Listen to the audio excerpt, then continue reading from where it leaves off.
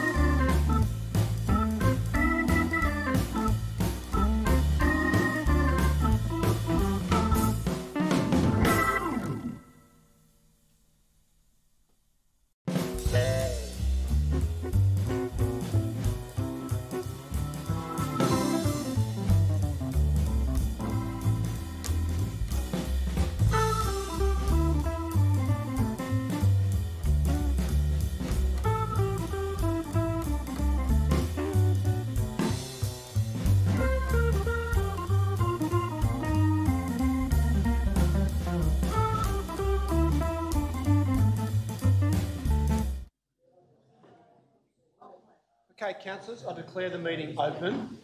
I begin by acknowledging the traditional owners of the land and paying my respects to their elders, both past and present. We have apologies tonight recorded from Councillor York, very close to giving birth. Councillor McKenna. Councillor Rescission. Is Councillor Porteous on her way? Presume so. So apologies from Councillor York, Councillor McKenna and Councillor Rescission. An apology for lateness from Councillor Porteous. Will someone move that they be accepted? Moved by Councillor Stamalis, seconded by Councillor Kiat. All those in favour? Against? Declare that carried unanimously. For the benefit of the citizens in the gallery tonight, we inform you at the beginning of meetings that these proceedings are webcast live onto the internet and recorded on YouTube, and we inform you of that so that you're aware of your legal liabilities and obligations in relation to your public comments. Disclosures of interest, councillors. Any disclosures tonight?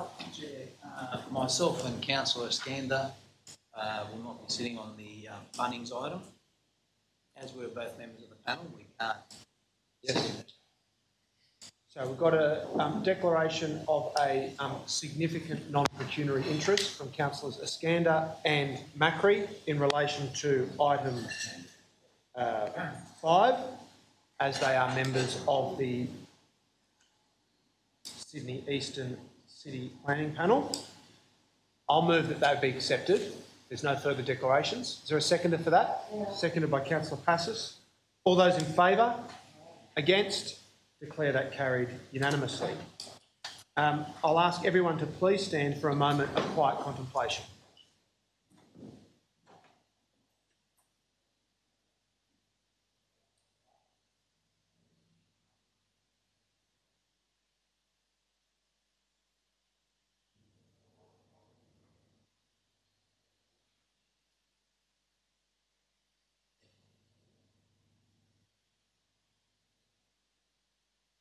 Please be seated. Councillors, before we can move on to the business, we need to adopt the minutes of the meeting of the 25th of September 2018. Does anyone have any clarifications or corrections? Councillor De Cruz? Yeah, just on the election of Councillor Macri to the chair, I think that it actually talks about the representative rather than the chair in both of those, and so if that can be amended. Which page of the pages that you're referring to? 13 and 14 should have been. Yeah.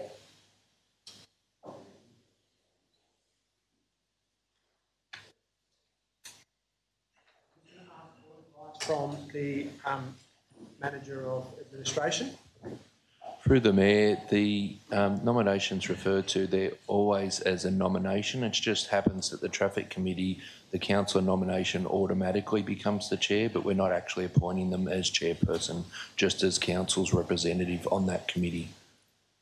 Okay, well, 6 of one, half a dozen of the other. Yeah, that's right. I guess the confusion was that I am still the representative on it, which is kind of puzzling with those. The motion doesn't make sense then. Kind of puzzling all around. Well, you aren't a representative, you're an alternate delegate. Right. I'll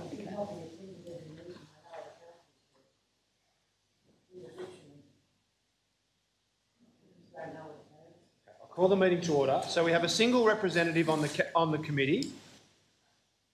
That by-election was Councillor Macri. I think that's clear, and given the advice we've received from the office, I don't think the minutes need to be amended. Councillor Lockie? Also on page 13, the first part of the motion for Councillor De Cruz to be the nominated representative, I voted for that, not against. Thank you for that.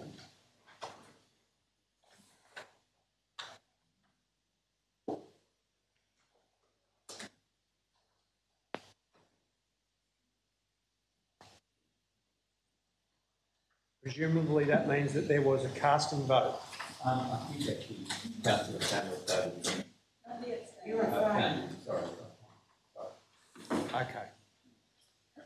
Well, we need to record that correctly. So, is there consensus that the actual record was for the motion, De Cruz, Hesse, Kiat, Porteous, Rescission, Lockie? I don't think that's correct.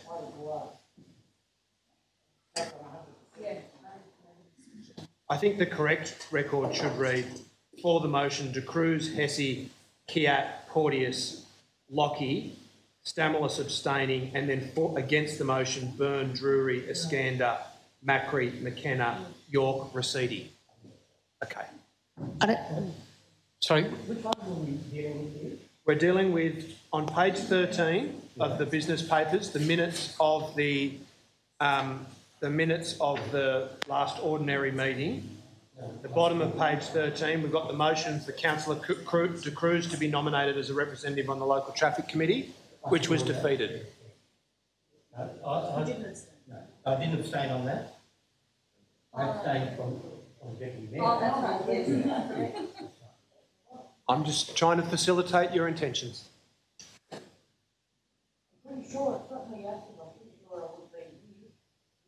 no way I want a councillor. Okay, call the meeting to order. So I'll just clarify one more time. So for the motion was to Can I just have a point of order? I really think it's inappropriate for Councillor Passes to make those sort of derogatory comments about another councillor. Well, it's really unprofessional. And I think you should withdraw that comment. No, I won't withdraw it. No, okay. Leave it up to the mayor whether it really was right. When I can make a ruling on the point of order, I certainly will. Councillors, we have a light agenda tonight.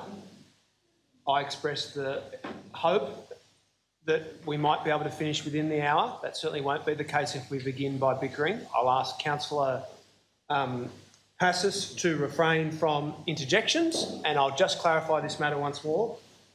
For the motion, De Cruz, Hesse, Kiat, Porteous, Stamoulis, Lockie. Against the motion, Byrne, Drury, Iskander, Macri, McKenna, York, Rescission. Is that correct?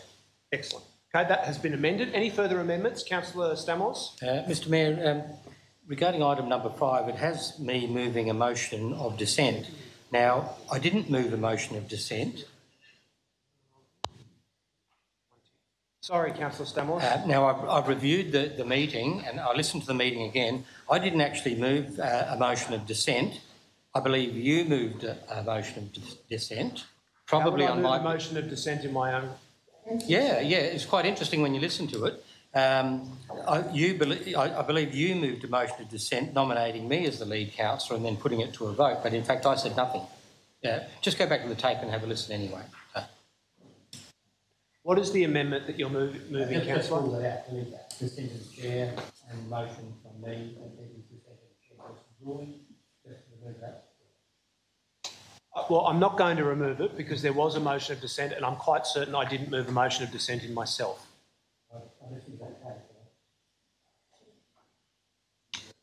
I'm not able to move a motion of dissent in myself.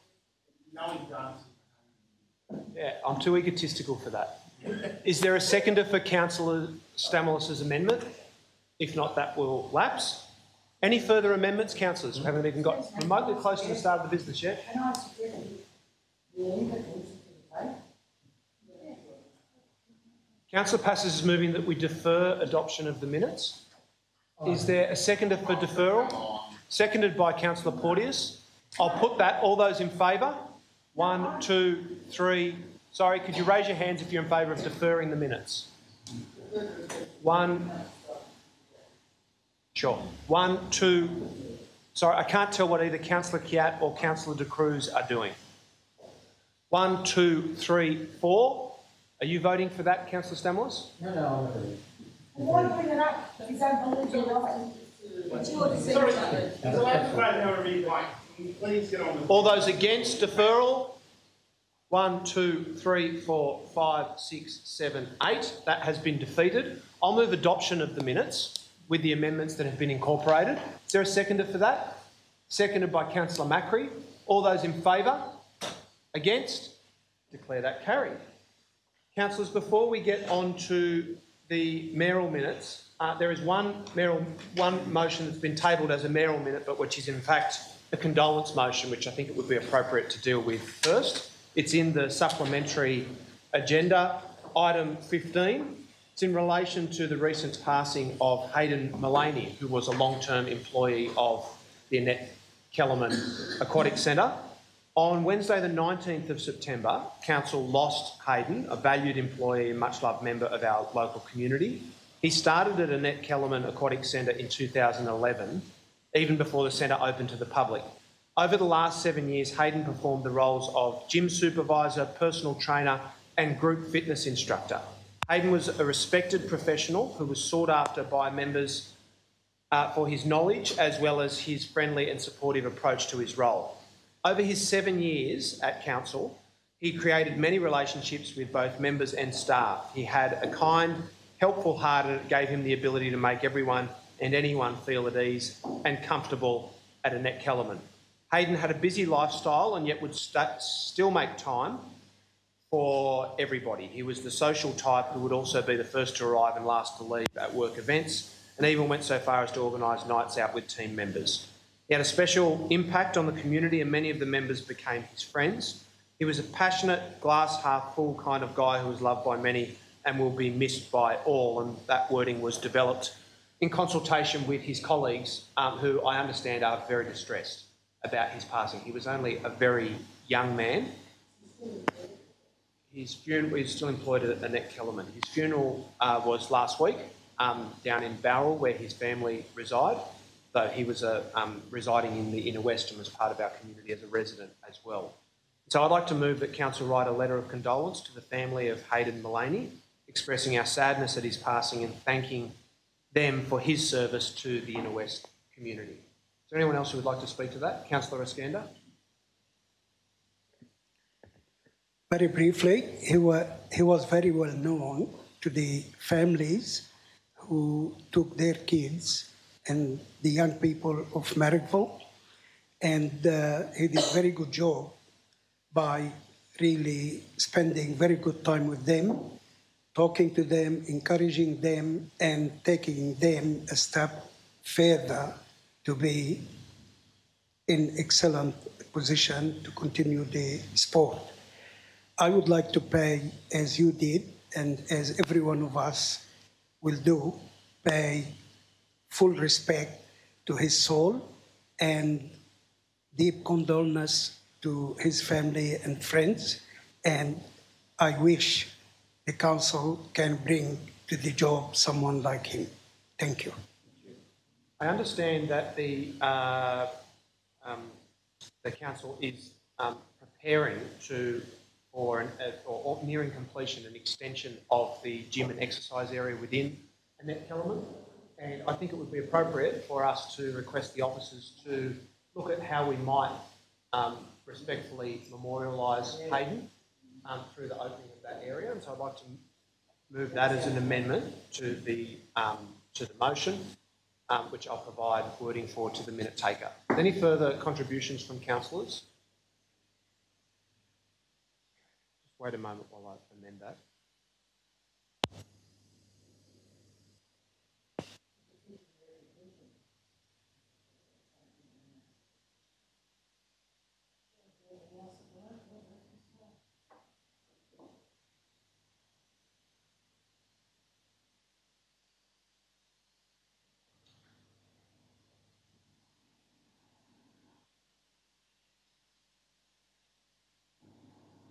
Yep, that's excellent. Thank you very much. Capturing that. I'll now move that way. All those in favour? Against? Declare that carried unanimously. Councillors, there are other mayoral minutes which have been tabled for consideration at tonight's meeting. Item 1 is in relation to Mullens Street crossing. Councillors will be aware that we've now dealt with this matter twice. It was considered as a motion on notice. Originally, it was referred to Traffic Committee for consideration, who resolved that there should be a pedestrian crossing installed at the crossing. That was at the junction of Mullens Street and Beatty Street in Balmain. That was reported to an ordinary council meeting where we resolved unanimously that that work should be urgently undertaken. Sadly, and somewhat to my frustration, I was informed recently that no progress had been made on the implementation of that resolution because the responsible council officer had made an interpretation that despite council resolving that the work should be undertaken urgently, that there was no way to reallocate priorities within the budget, and that if any design work was to commence in this financial year, that there would need to be a further resolution of the council. I would like to state for the record that I think there needs to be some common sense exercised by the officers of this council.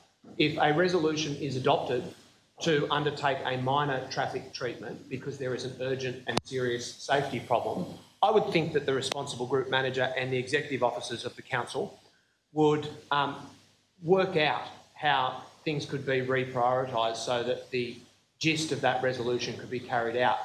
The fact that no communication has been undertaken from the council to the residents who had requested the works in the first instance, no commencement of the design works, and to be blunt, limited information provided to myself or other councillors, even when I have requested it, is a source of frustration to me. Nonetheless, I've brought this resolution back and sought to identify savings from within the roads and traffic budget within the Balmain ward, so there's no impact on anybody else's ward, and moving the resolution so that the works can commence, as was certainly indicated should occur through the previous council resolution, and it had been my expectation that that would have occurred. I have been contacted by a large number of residents who were shocked and disappointed that despite the fact that the council had resolved to undertake the works, that a bureaucratic decision had been made not to undertake those works in contravention of the resolution. I have a number of submissions from local residents who weren't able to attend the council meeting tonight. It is actually quite difficult for people who don't reside in or around Ashfield to get across here. I tried to encourage people to come over and attend, and I can count on one hand the number of people who've come over, and I'm going to provide those submissions to the council officers to be circulated to councillors. So I will now move that way. Is there a second? Oh, does it require a seconder? It's a mayoral minute.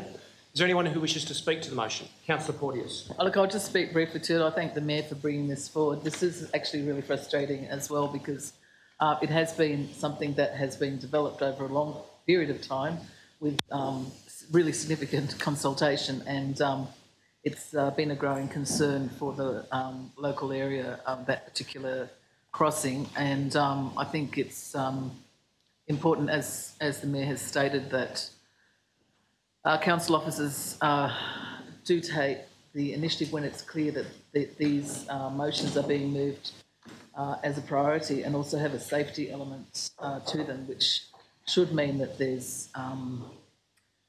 that is addressed in that manner and is progressed. So I will be very happy to support this mayoral minute this evening. Thank you, Councillor Passos, and then Councillor Stamos. Yes, Mr Mayor, I support this wholeheartedly, and I hope this is a sign of this new council being more professional. I am aware of a few issues in the former Ashfield council area. One, the people are still waiting 16 and a half years. So if you're frustrated over this one, imagine how the residents feel over the Croydon Road issue. Thank you for that. Councillor Stamos. Thank you, Mr Mayor, for raising this. I believe that our residents had an expectation that this would occur sooner rather than later, so I wonder whether the Mayor would accept the following amendment, that if successful this evening, that council notifies interested residents of council's decision tonight and the time frame forward. Thank you. Certainly. I think that would, I'm happy to incorporate that as point 4 of the motion. If you could liaise with the minute takers, I think that would happen as a matter of course. Hope that would happen as a matter of course during the design phase, but no problem in specifying that. There being no further discussion, I'll just wait for Councillor Stamoulis's amendment to be captured, and then that will be incorporated, and I'll move the mayoral minute. Can I have, through you, Mr Mayor, to the appropriate officer, can I have some clarification? Yes. Under the Code of Meeting Practice, yes, is there a number of amendments that can be moved, or you can move 1,000 of them? Is there a cut-off point? Put that question to the Manager of Administration. Through the Mayor, there isn't a cut-off of the number of amendments at all in the Code of Meeting Practice. Can we go back and have a look at that? Seek his advice. Because I don't think Okay. That matter has been addressed. I'll now put the motion. All those in favour? Against? Declare that carried unanimously. There's 2 more mayoral minutes, also in relation to the same service unit. Item 13, financial assistance for local festivals. Councillors will be aware that at the last ordinary meeting, Councillor Lockie sought advice about whether a fee could be waived for the conduct for the Newtown Food Festival to be undertaken, and was informed by the group manager of roads and footpaths that there was no problem with that. She subsequently moved a resolution which was adopted unanimously that we do so. I was informed subsequently that that is actually not allowable under the Local Government Act. And I'm going to ask the relevant group manager or the relevant Deputy General Manager or General Manager to explain to councillors why that is so.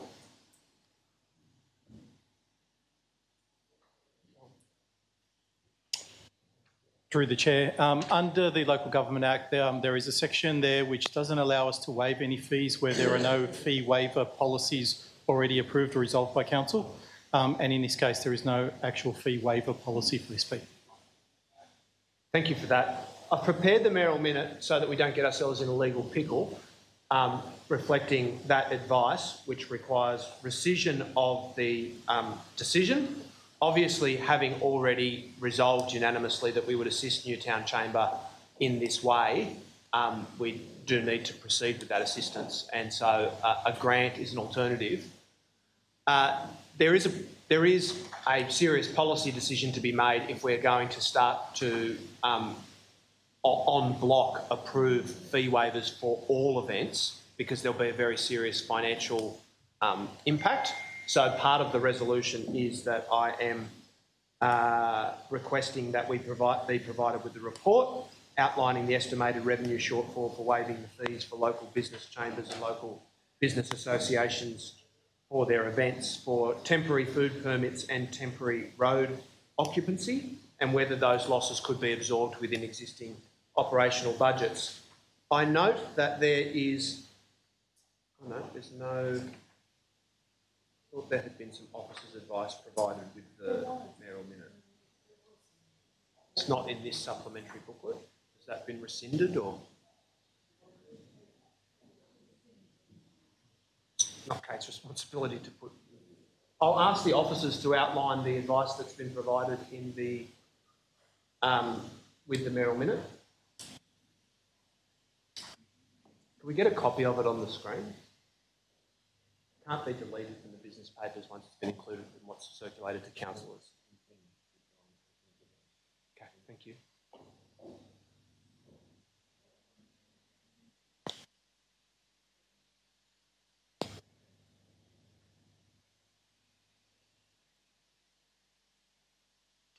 Do you need to take it on notice? It was written advice provided by the officers.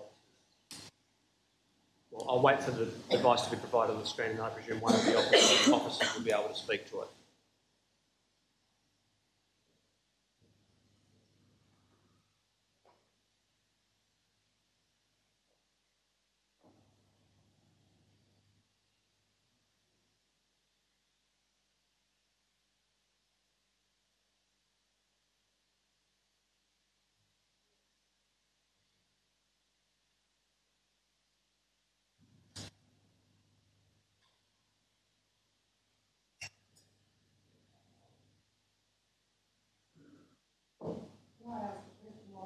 You certainly can. I'll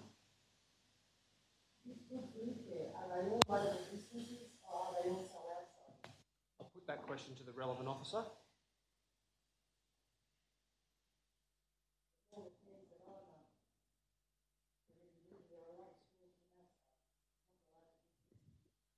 As I understand it, this is to promote local business in Newtown.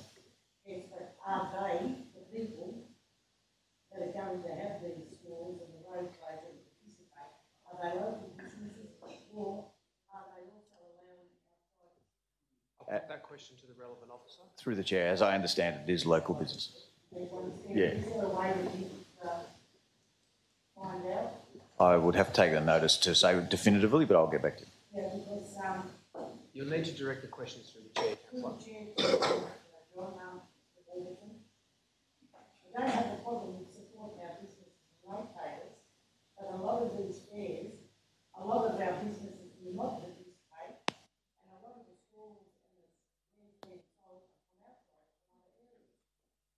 So the money doesn't all stay here, and it's not for the benefit of our business.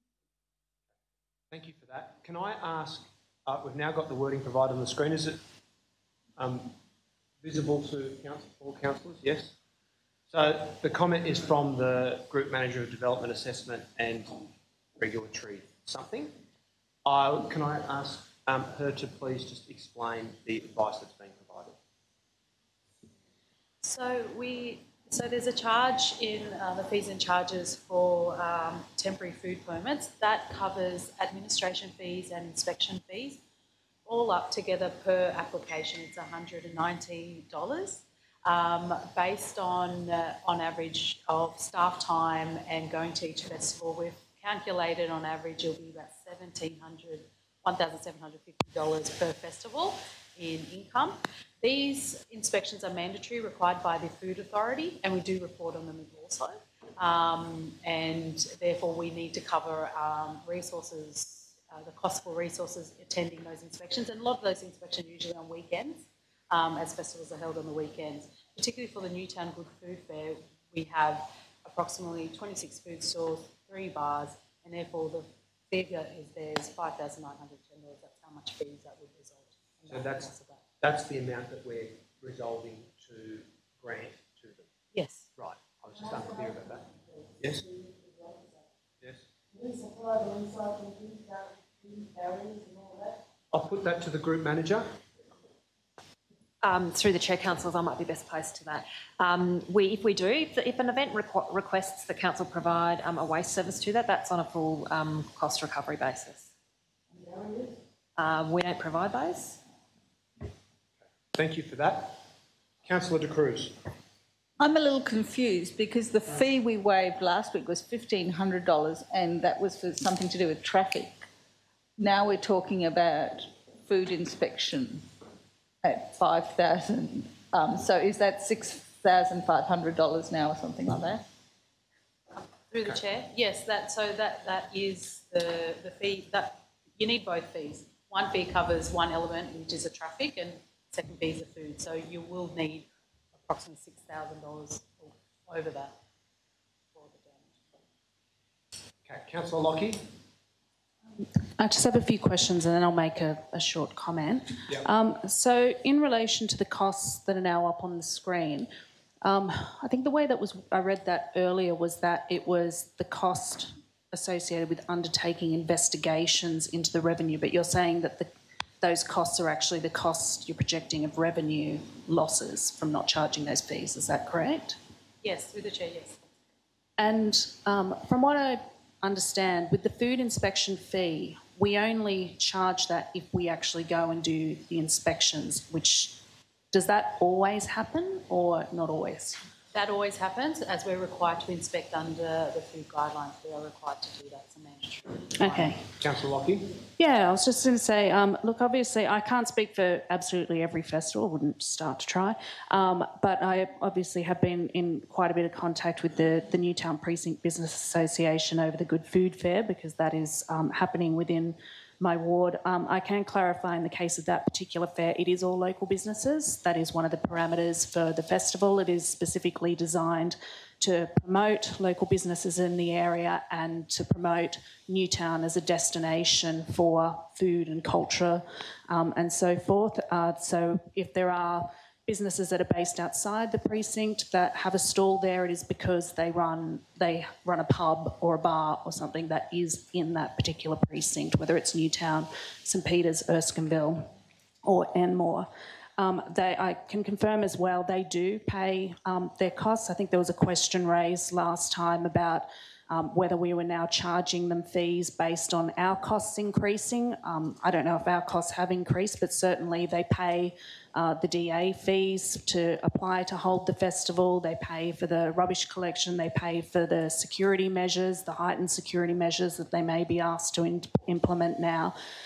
So I think the question is, I thank the Mayor for bringing this mayoral minute and for getting this report, because I think if we do proceed as a council with charging these fees, particularly in the case of events like this which haven't been charged these fees in the past, then that's going to be a decision we have to make as to whether I think some of these events we want them to actually proceed, because I know in some of these cases the precinct associations that run them won't be able to afford to continue running these events and festivals if they have to put these costs on top of the additional costs, because by and large they are supporting smaller businesses in the area and they tend to run as not-for-profits as well.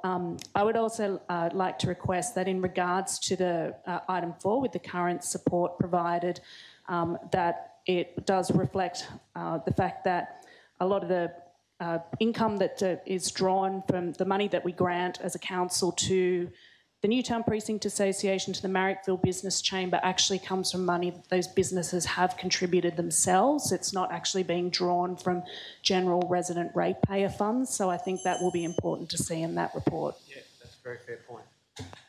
Councillor Passos. Well, I have to vote against this for the plain simple reason. First of all, I don't know if councillors read the Traffic Committee, but there's not a Traffic Committee agenda that doesn't have at least 6 or 7 requests to close off streets for street parties. I would like a comparison with other council areas, how many festivals we have. There has to be a cut-off point somewhere, because when council have staff picking up barriers and bins and dropping them off and extra waste collections, where does it stop? The costs are only going to rise. And if we do this, we're setting a precedent. There is no way that you can deny any other area the same benefits.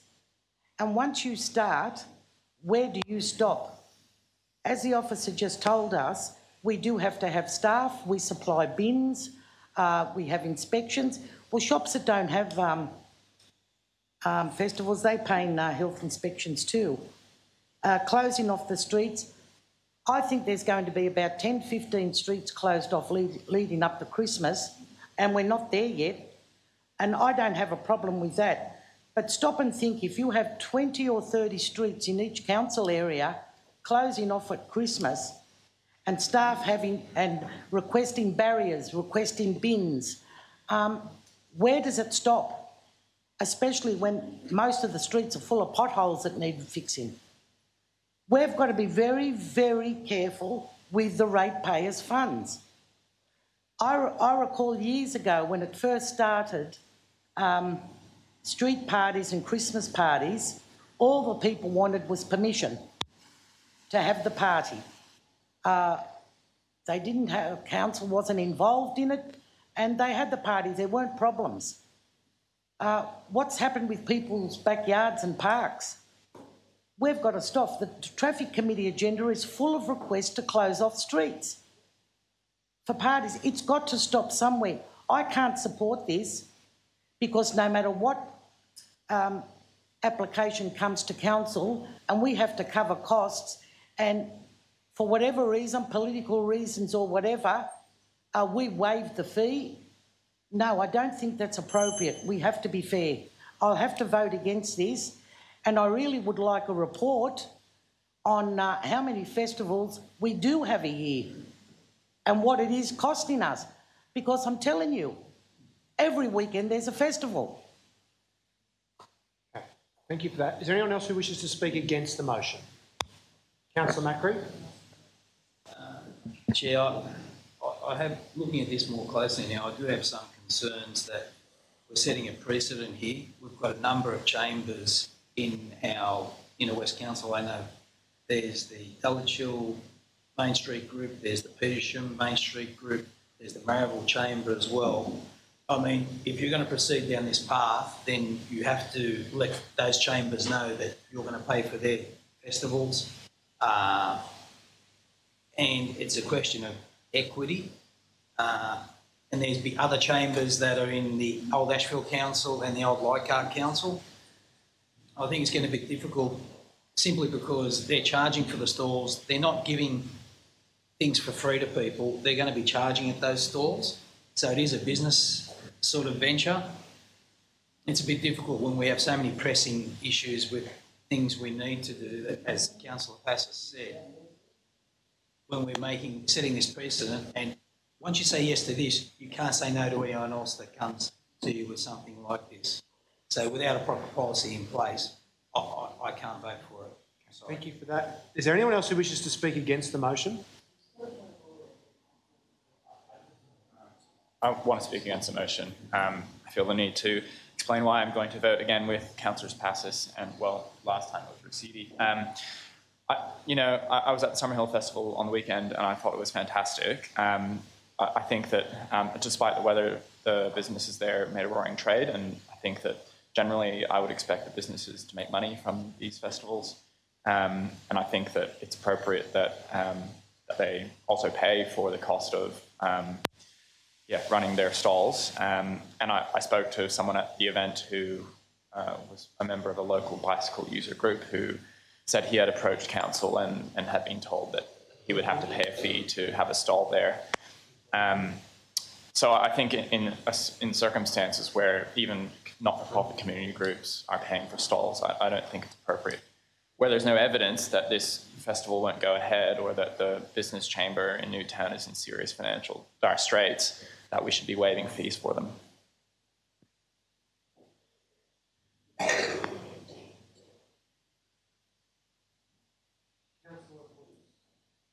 Look, I've just got a point of order first of all, and then I'll just speak briefly to it. I'm just a little bit concerned about point one, which is essentially a rescission motion, because rescission motions would normally require notice and would require 3 people, and I'm just wondering whether, because I think the motion can still stand without point one, and if, that maybe should go on notice and be dealt with as a separate rescission motion. I just asked for... I'm going to pass this on to the council officers. I was, as stated at the beginning of the discussion, there was incorrect advice provided to a councillor in an ordinary council meeting, which I immediately identified as being in contravention of the law. No other officer interjected to set us straight, so that was an unfortunate circumstance. I'm seeking to help the officers to clean up what could potentially be an illegality, and they have drafted this, and I've put it up at their request. So I'll put that to the General Manager or the Manager of Administration. The relevant group manager is not in attendance tonight, which is unfortunate, but Mr. Mayoral. Through the Chair, the difference in this situation, a rescission motion is required with 3 signatures where it comes from a councillor. This has come from a staff recommendation. This has happened before. There's precedent for it where we've identified something that was incorrect or illegal and made that recommendation, and the staff have recommended that this is the way we need to go forward to the Mayor, and that's how it's come as part of the mayoral minute. Sorry, I mean the origins is, I think I understand the origin, but in terms of our code of meeting practice, I don't think that actually influences the code of meeting practice.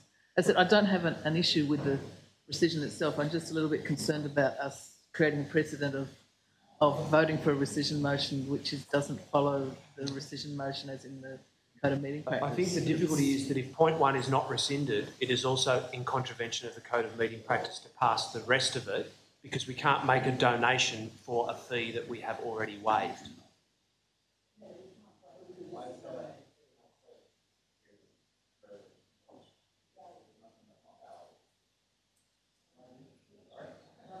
Well, we've received the advice from the council officers. What would you like me to do, Councillor Porteous? Obviously, it was a very vain hope to think that we would be concluded the entire agenda by 7:15.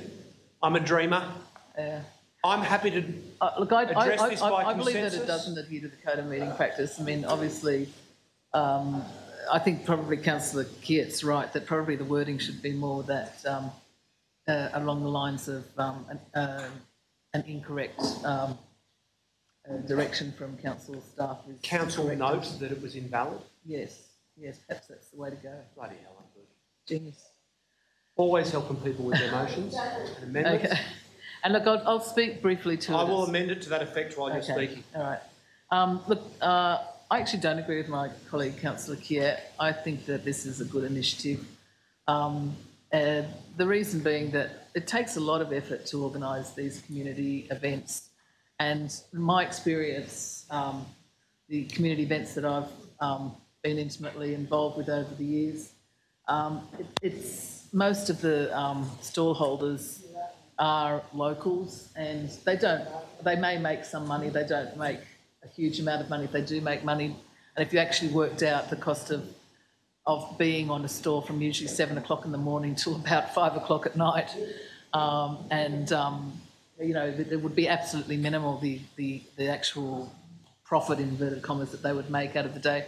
The real motivation for people participating in these events is because of community spirit, because they want to help to the connections between the community and help to make people feel that they belong locally. So I think, obviously if we had, Subway coming along, then I would like to charge Subway for the requirement for the food permit fee, but the local, cafe or the local scouts or other charities that are going to put on a few food products during the day, I think that it's reasonable for us to consider waiving or possibly reducing the fees. And I note that while we would be addressing the waiving of the fees for the Newtown Good Food Festival, the report that's going to come back is going to look at what that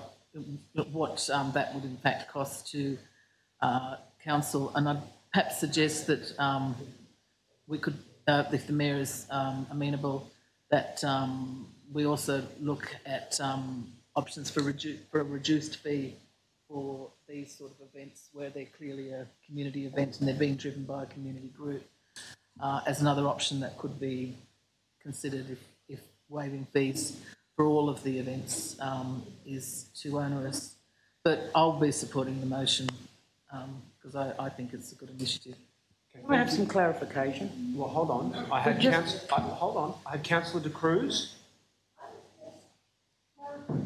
Seeking clarification because I understand there's another fair on November 11 for the Newtown Precinct Association. A neighbourhood centre, yeah. So will they have to pay these fees? I'll put that question to the relevant officer. Through the chair, yes, they would have to pay this. Councillor Passis, then Councillor Drury. Councillor just mentioned community event. To me, it's not. People will be buying their food. Well, Councillor, this will need to be a question through the chair, as you've already spoken against the motion. I'm trying to explain my question. Just been mentioned it's a community event, and we've heard scouts.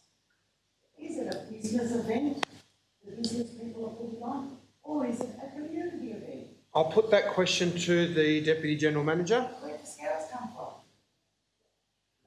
Yes, through the chair. The event's organised through the Newtown Business Chambers, which is an incorporated not-for-profit, but obviously it has stalls on the street which sell food commercially. So, it is fundamentally run through the auspices of the Newtown Business Chamber. Councillor Drury. Yes, but this is what I'm trying to say. Sorry, through you, Mr Mayor. Is it the businesses, the established businesses who pay rates, just taking their tables and chairs out the street and put the tablecloth on? The question has been answered, Councillor. No, it hasn't. Well, it's been answered as well as it's... I want to know what the scouts are doing there. Yeah, okay. It's a business one. Councillor Drury is moving that the motion be put. Is there a seconder for that? Seconded by Councillor Macri. I'll put that. All those in favour?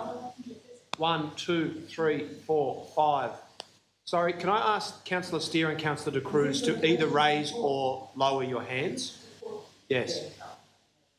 1, 2, 3, 4, 5, 6, 7. All those against? 1, 2, 3, 4. That has been carried. I'll now make a brief right of reply. I think that it's important that we not set a precedent with this resolution. I was personally a bit reluctant to waive the fee, but after the incorrect advice was provided by the group manager to Councillor Lockie that there was no problem with waiving the fee and it was unanimously resolved by the council to do so, I do think it would be an act of bad faith for the council to now rescind that without providing any assistance to the chamber.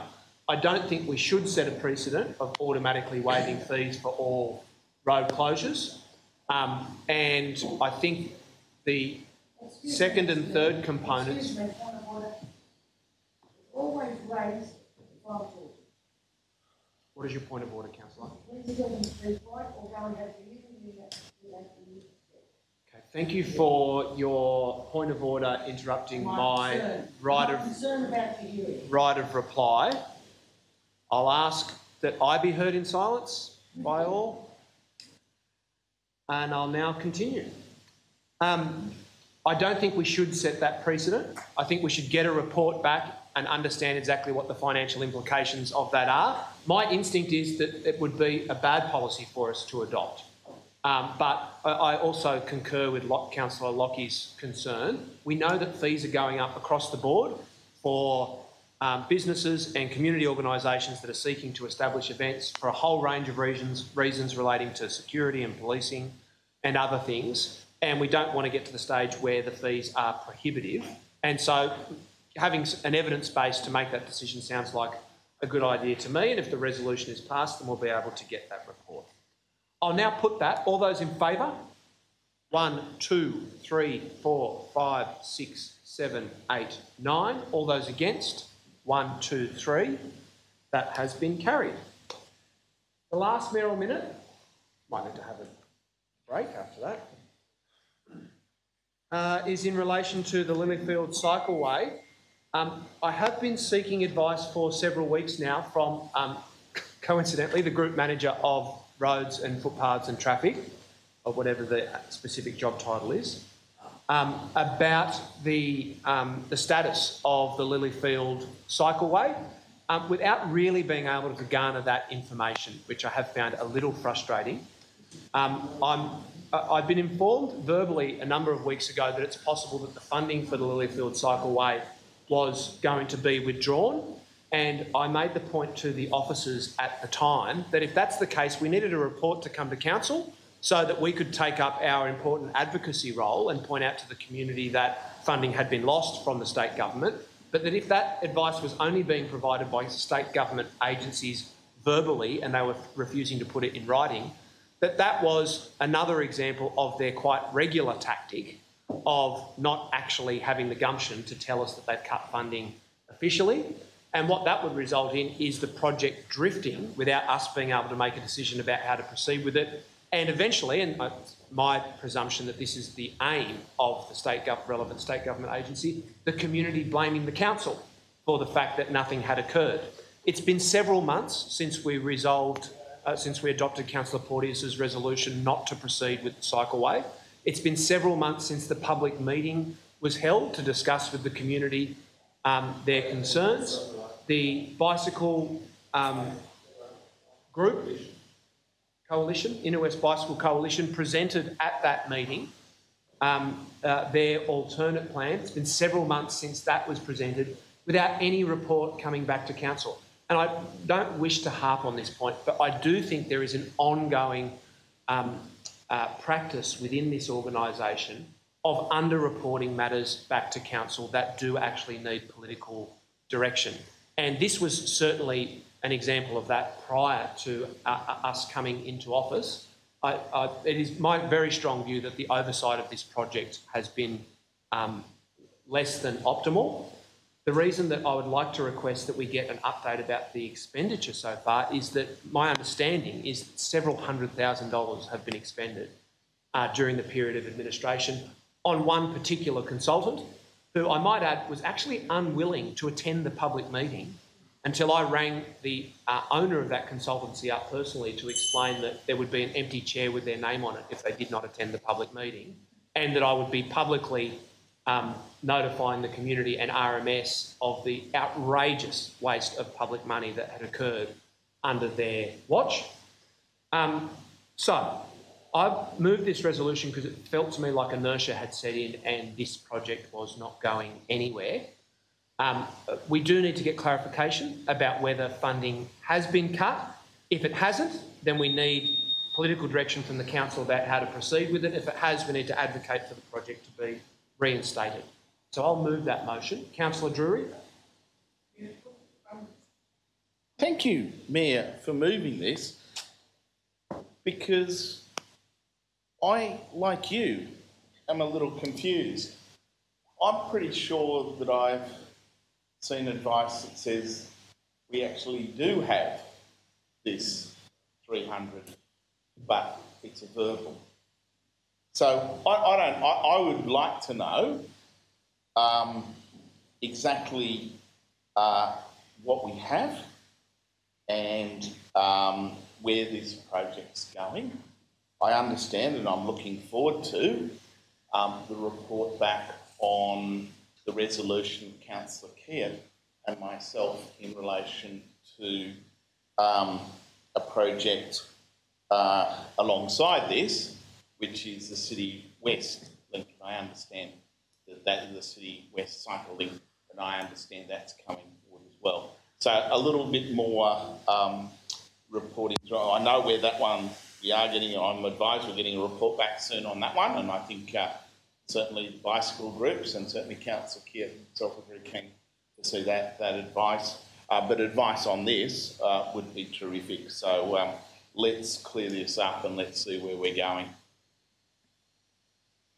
Further discussion, councillors?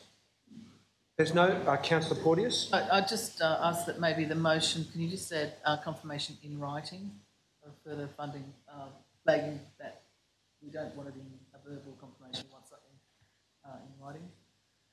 And look, yeah, thank you for this Mayoral minute. It is very frustrating that we haven't had a report back. I had asked the officers on various occasions what was happening and had been assured that there was a report coming to council. So it's disappointing that in fact it seems to have lost its way, and it'd be good to get that report back and to get this back on track because it is a big project. There's a lot of good aspects to it, and I would like to see it in some form being realised. Yeah, happy to support this in a minute. Thank you for that. If there's no one who wishes to speak against the motion, I'll make a very brief right of reply. I'd just like to record publicly that where there is an issue with council, or where I perceive there to be an issue through consultation with councillors, with a matter not being progressed or information not being reported back to council, that rather than allowing those matters to drift, it's my intention to move resolutions at the council requiring reports to come urgently.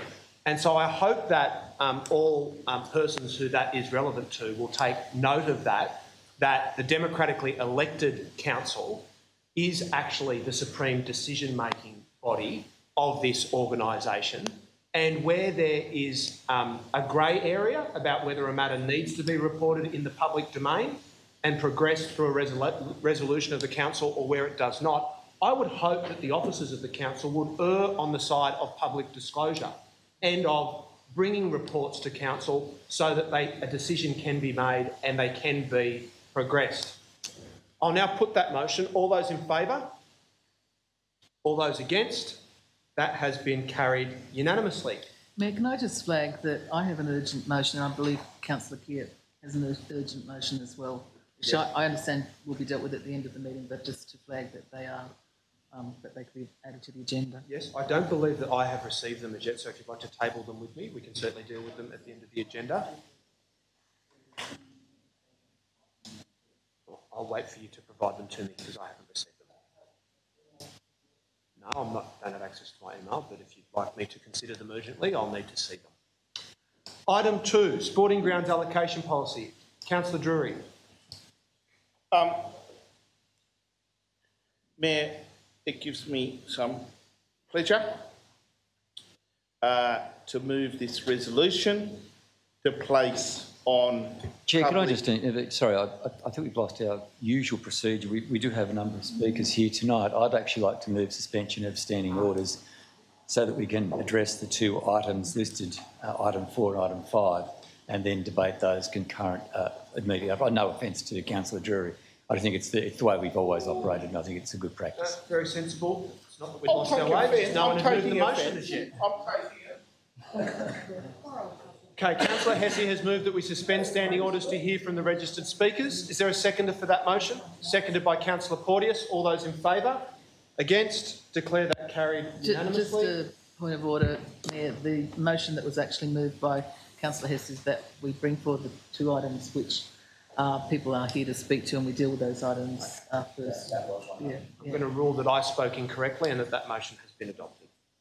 Item 4.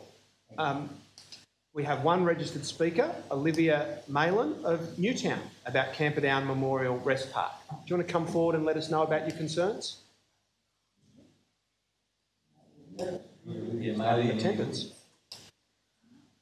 What would you like me to do at this point? Would you like to deal with that matter? I think we should move to item 5 and see if we get Happy to be guided by you, Councillor Hesse. Item 5, we have 2 registered speakers. The first is Katrina Widower of Tempe. Katrina, do you want to come forward? Did I get the pronunciation correct? Close, yeah. Close. That's very charitable of you. Now, just for the benefit of all of our 2 speakers, you're entitled to 3 minutes under the Code of Meeting Practice. You'll hear a warning bell after 2.5. That doesn't mean that you need to conclude. It just means it's time to start wrapping up into your crescendo. We're not in the practice of extending people's time. It's not as relevant tonight, but we often have multiple speakers registered, and we try to make sure everybody sticks to time so that everyone can get home sooner. Over to you. Okay, thank you and good evening. My name's Katrina Wiedauer.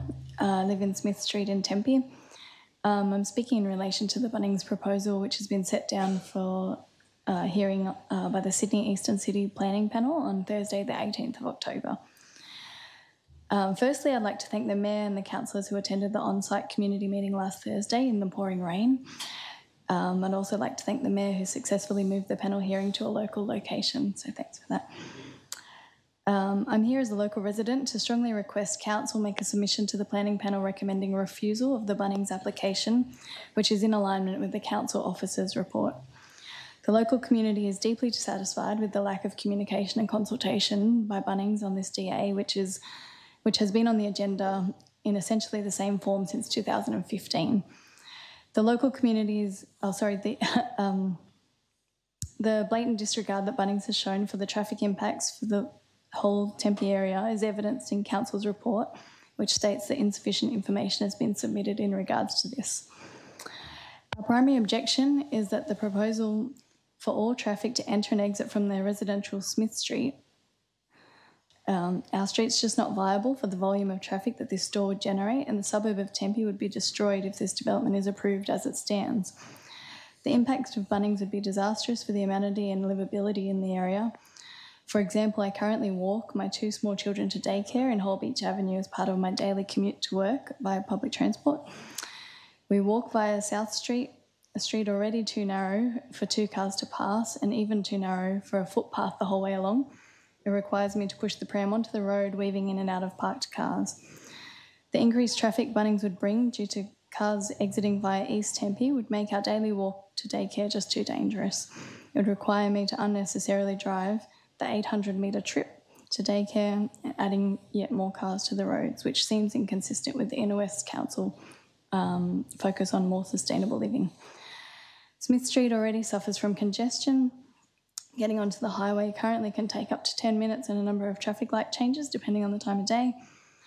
Bunnings will force so many more cars into that intersection that many will choose alternative narrow residential streets to access the highway.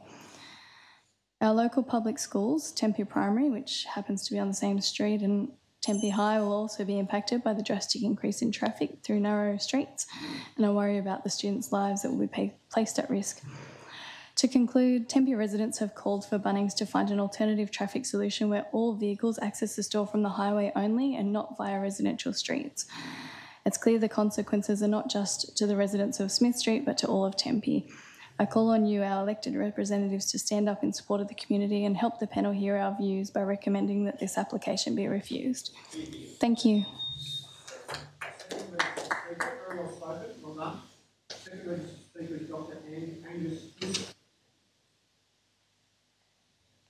Thank you very much.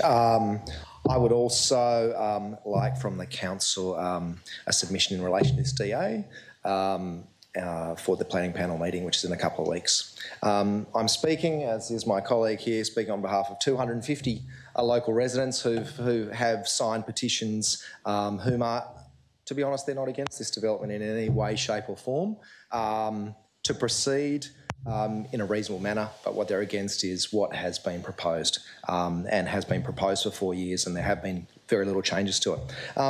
So, I mean, I guess the major problem that we certainly see is in relation to the traffic and the parking arrangements, and really see it as being completely unacceptable. It will significantly, especially for my colleague in South Street and many people around there, it will significantly affect their quality of life. It's really that simple. It will significantly affect their amenity. There are many older residents of Tempe, as I'm sure you are aware, many older Greeks and Macedonians who would like to stay there, and really, you know, the Bunnings staying there will make that much less tenable. We're talking about 14,000 extra car movements per week within Tempe. For those of you who have visited it, you may know that, you know, most of the streets, simply 2 cars cannot pass each other on those streets. That is how thin they are. We're all parked on the pedestrian walkway, essentially, so traffic can pass. So, you know, as my colleague said earlier, prams go down the street, and that is just simply the way it is. And that's the way we like it. But really, this is not just an amenity issue, it's really a safety issue. And that, you know, that is vital. On the north side of the highway, you have Tempe Primary School. We will have tradies, and I certainly don't want to say anything about them, but from 6 o'clock in the morning till 10 o'clock at night, they will be barrelling down that street. You will have school children going down the same street at exactly the same time. And I think it is clear to everyone here, as I'm, you know, and to the general community, I'm sure that really is just not tenable. The local school P&C will be speaking at the planning panel meeting in a couple of weeks. That's how strongly they feel about this. You know, I think it's also, you know, Coles, who, let's be honest, this is who it is, and Bunnings, they have refused to provide reasonable traffic modelling for this development. They've been requested by council, they've been requested by your officers, and they've refused to provide that since 2015. I would suggest to you that has implications in itself. Really, they have shown a disregard for the council, they've shown a disregard for proper process, they've shown a disregard for the local population, and there has been no conversation between the group of residents and them. So just to finish, as my time is up, you know, we certainly feel that the current DA in its current form is inadequate, and we feel very strongly, obviously, that, you know, an additional submission on top of what comes from the officers from this council should be made, really because of there are safety issues, there are amenity issues, but there are also process issues. Thank you.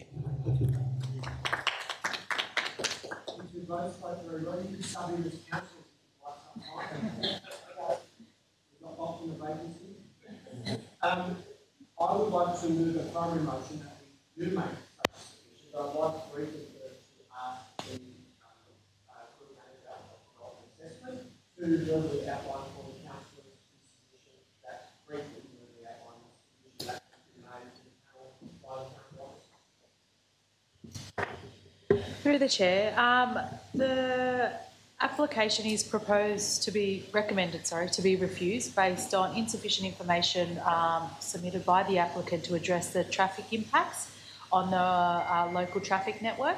Particular concern is raised with the loss of on-street parking on Smith Street, and also the potential queuing of traffic from Smith Street exit from Bunnings to getting traffic onto Princess Highway, and then also alternative potentially Bunnings traffic taking rat runs and local road networks as an alternative to get onto Princess Highway. So there was insufficient information for us to say comfortably to support the proposal on traffic grounds. So. Thank you for that. I'd like to move a resolution that council make a submission endorsing the officer's recommendation, in particular addressing the key objections raised by council officers in relation to parking and traffic. I am open to amendments from councillors if anyone feels that there are additional matters that need to be emphasised. Now, I'm not sure exactly what the practice was at the former Ashfield and Marrickville councils. At Leichhardt previously, we did often, as councillors, commission consultants to make submissions for us, because it does occur on occasion that the councillors come to a different view to that of the council officers. In this instance, the hearing is scheduled for the 18th of October. So I don't believe that there is sufficient time for us to commission any additional work.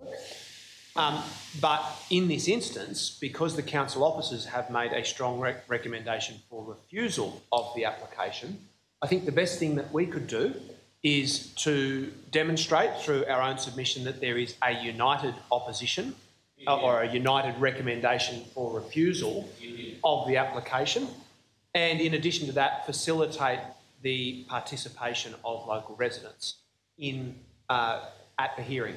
There was a significant number of people who attended the on-site meeting last Thursday. Myself, Councillor De Cruz and Councillor Hesse were all in attendance. It was bucketing down with rain and there was still well over 50 people there willing to stand around in the wet and cold. I thought that was a strong indication of the depth of feeling that local residents had. It was, I made a commitment to those residents that we would seek to have the meeting transferred from Kent Street in the CBD to St Peter's Town Hall, which has now been achieved. And I hope, and if not, it could be required through an amendment to the resolution, that council officers will take responsibility for notifying residents around the statutory notification area about how they can register to speak and participate in the hearing. I've got Councillor Hesse, then Councillor Passis. Yep, okay. Councillor Hesse.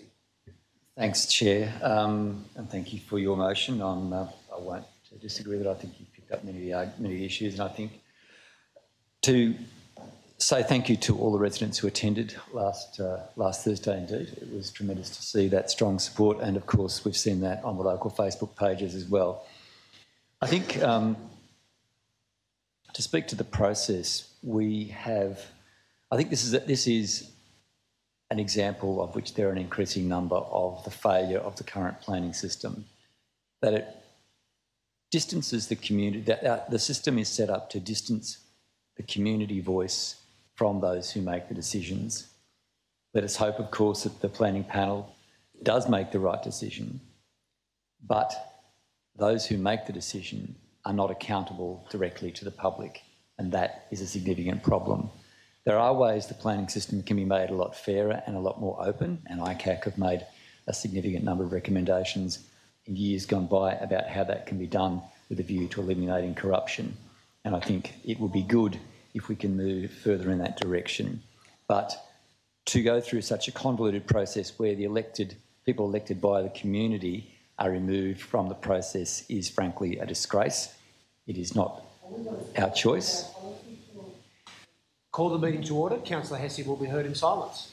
To the specifics of it, of course, this would, as both speakers said, and the speakers who spoke last Thursday evening were quite right, it would devastate the quality of life of people living in Tempe, particularly, of course, in Sydney Street, in Smith Street, I should say, and South Street.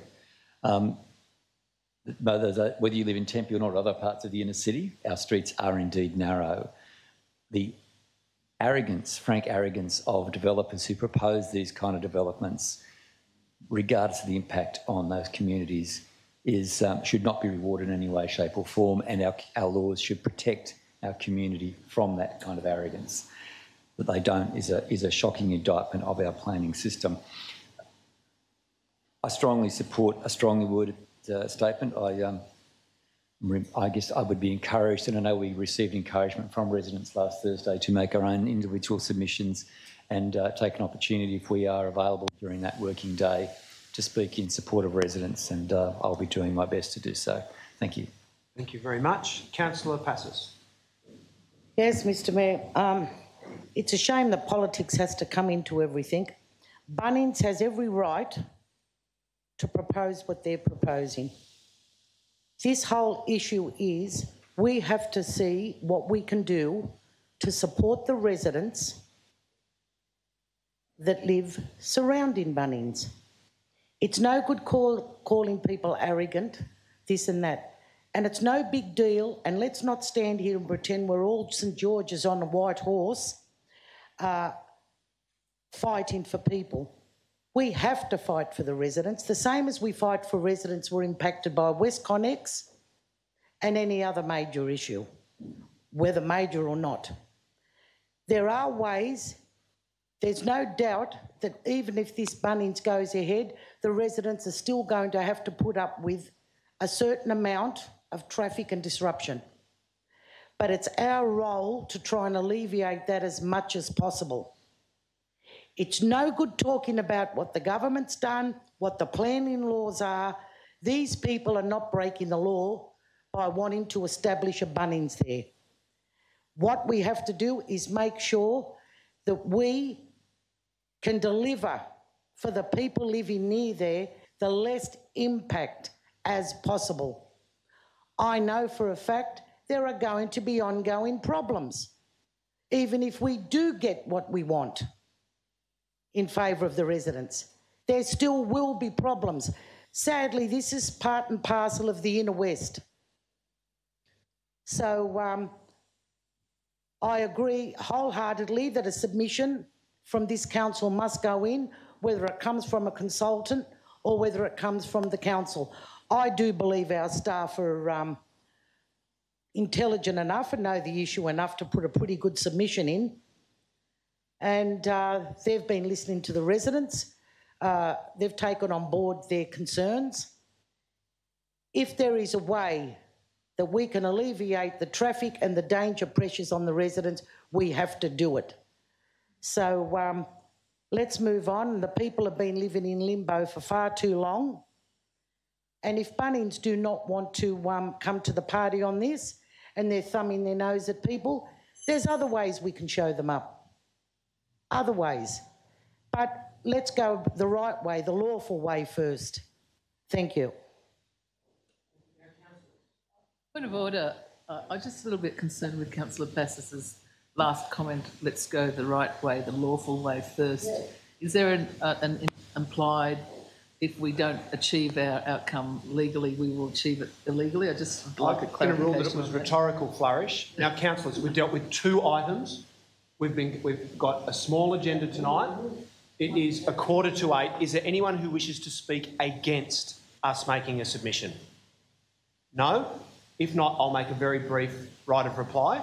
I'll just seek to clarify from council officers first whether there will be a notification to residents about the registration process for the hearing.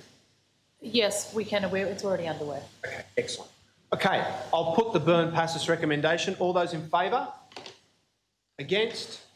Declare that carried unanimously. Thank you very much for coming along and for your contributions, and I'll hope to see you at the hearing. If you could pass on our thanks to all of the other residents involved in the issue. Thank you. I'll move that we resume standing orders. Is there a seconder for that? Yes. Seconded by Councillor Lockie. All those in favour? Against? Declare that carried. Item 2, Sporting Grounds Allocation Policy. Councillor Drury. Mark 2. Really pleased this is going to go out on public exhibition. Be really keen and interested to look at the submissions that we do get. I know that there are some contentious matters in relation to sporting grounds. I think the thing for us to do after the processes that we've been through, and a pretty good process to get where we are today, is put it out on public exhibition, get the wisdom of the community, and then consider it. I'd urge all councillors to support this unamended. Thank you for that. Is there a seconder for the adoption of the policy? Councillor Passes. And I'd like to speak. Councillor Passes. Yes, I go along with this wholeheartedly. However, I would wonder if councillors would come on board with this, that all the immediate residents surrounding all these playing fields are notified about what we've got here, so they can comment. I'm pretty sure councillors are all receiving comments from residents about what's going on, the ones that live in close proximity to the playing fields. And so we not only have to do the right thing, we have to be seen to do the right thing. We let the residents know that you have the opportunity now to comment on this, and if we do the right thing and we notify them and we take their submissions, we can say, well, you did have the opportunity to bring up your concerns. If you didn't take it on board, there's not much we can do about it, but we are open, we are transparent, and we are listening to your concerns. So I would move that we leaflet drop all the immediate residents affected around the playing fields.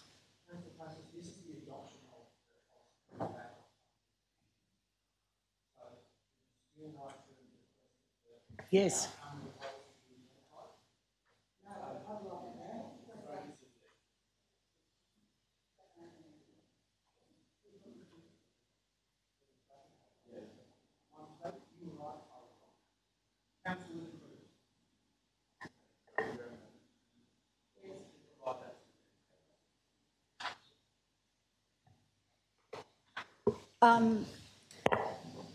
Yep, I guess I looked at these sporting. I've played sport all my life, and I think it's a very valuable thing to participate in. But one of the main concerns I actually had about this, the utilisation, was how male-orientated it was. And I was going to try and find a quote from David Williamson's play The Club. And when I went to look for that, I discovered that the Belvoir Theatre is doing an all-female production of The Club, which, if people are not familiar with that, was a play about Collingwood in the 70s and the old-fashioned clubs as opposed to the new corporatised clubs. I went through it in some detail and came up with several amendments which I'd like to actually put up and see how they go. If I could check with the officer in regard to the through the chair in regard to the netball courts, they don't come under this policy as far as I can ascertain. Through the chair, I think you're correct. It doesn't clearly articulate that netball courts are included in this policy, but the intent is that they are. So through the exhibition period, we'll make sure that we go back and include the netball courts before the final policy comes back to council. Okay, well, I suppose in that case we look at all sporting facilities such as basketball as well, which would also be included in tennis. And one of the omissions was, in fact, hockey was not listed as a sport to be considered, and that was actually identified in the recreation study as a sport. So I think it would be worthwhile to include that as an item. With regard to all the strategies to incorporating women in sport, I think we actually need to have some reports about how successful those strategies are, and in fact how much usage or how many women are actually playing on these grounds. And so I'd also like to move that participation statistics on the grounds actually get published on the council website. One of the other things is the membership of the management committee and the board and the regular membership of each club, to include the gender in the reporting, to see that there's participation of women in the administration of the club as well as the membership of the club. There's a reference to ground sharing. It was unclear to me how that would operate and which club would ultimately be responsible for rubbish and all the rest of it, which seemed to be quite an extensive area about responsibility for what happens on grounds. With regard to long-term licences, I'd like to see the provision of actual membership and participation statistics involved in that, and actually reviewing that annually to see if programs are actually achieving what they were supposed to achieve. With capital contributions, I guess that fits in against the planned work programs for the grounds. Perhaps a bond to be paid to cover any costs because there's a discussion about fines being imposed on people and where that money would come from. And the impact of using sports grounds for off-leash dog parks. Car parking, I guess this is a minor thing, but it's actually members and visitors. Clarification of what registered inner west sporting clubs are in relation to coaching clinics, and which policies this policy will succeed. And I had one last one, because there had been some complaints at Arlington Reserve regarding the lights and the noise from there, and why there was an extended time there compared to the other grounds. So I guess that's a question. Okay, could you provide those wording? Can I just get clarification about what part of your address was the question? Oh, just on Arlington. Got it? Okay, I'll put that to the group manager. Through the chair, the hours associated with the use of sporting grounds is set out in the relevant plan of management. So Arlington Reserve has a plan of management which is actually reviewed annually, rather unusually, and it outlines the hours of use for the grounds. And we have been working with the relevant sporting clubs to remind them of their responsibilities in terms of amenity to the surrounding residents. Okay, thank you for that. Councillor Kiat, then Councillor Stamos. I'm sorry to say I'm also going to be moving an amendment. I think it's quite simple, and I appreciate all the work that has gone into this policy. I think that setting out the goals of transparency, consistency and equity was really helpful in thinking about this really complex policy and allocation system. And I think that in most respects that's met in this policy, and so I'm glad to see it go on exhibition. The amendment which I'm proposing relates to an issue that I raised also when we had a briefing on this policy in relation to capital contributions from clubs. So the amendment is that when we go on to public exhibition, that we include for consideration an alternative proposal that where clubs are making capital contributions to be eligible for increased tenure, that they also make an equal contribution to council to be used at council's discretion to improve the sports ground in most need of an upgrade or urgent maintenance. So the reason for that is I think that the policy on capital contributions has achieved the goals of transparency and consistency, but probably not so much equity. And I think there's the risk here that the richer clubs, and indeed areas with the concentration of richer clubs, will be able to improve their grounds and increase their tenures, while poorer clubs and poorer areas will have poorer grounds and less access. So I think that requiring capital contributions to be 50-50 in order to be eligible for the increased tenure will benefit all clubs, because all clubs have to play away from home sometimes. And so it'll mean that all the grounds will be better and better maintained. Point of order. I know Councillor Passis was quite concerned about councillors speaking while another councillor is speaking. I note her concern does not extend to Councillor Kiat speaking.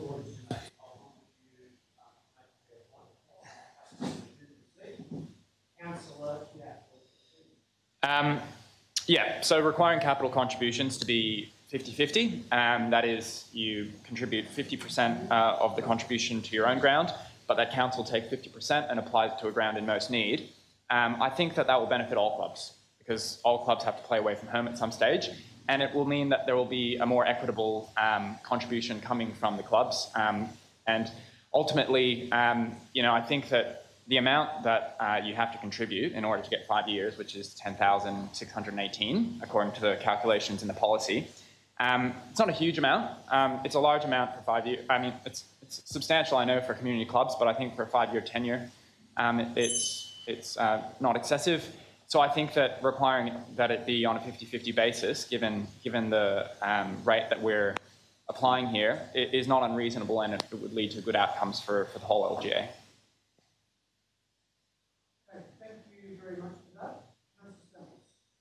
Thank you, Mr Mayor.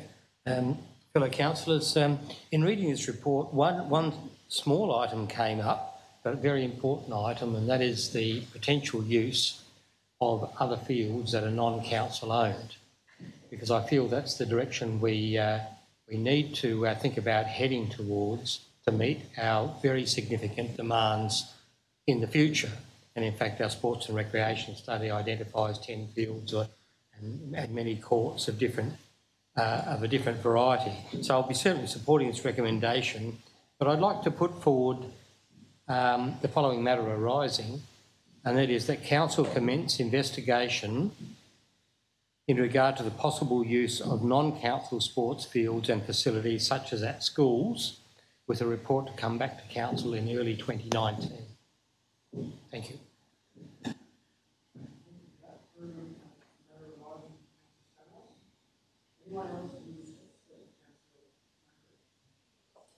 Thanks, Chair. I won't be supporting any of the amendments that have been raised for the simple reason that this is a policy that's been developed by staff. They've put a lot of time into it, and I want to see it go out to the community, the stakeholders, and actually see what they have to say. They should have first bite of the cherry before we start retailoring the work that staff has done. I think it's a little bit presumptuous, to say the least, some councillors jumping in and dividing up monies when they don't understand how the intricacies work. Mayoral Council worked on a cost recovery basis of 12%. If we could get 15% cost recovery of the fields, we would have been fantastic. But we also recognise that a lot of these clubs are community-based clubs that run on the smell of an oily rag and volunteers.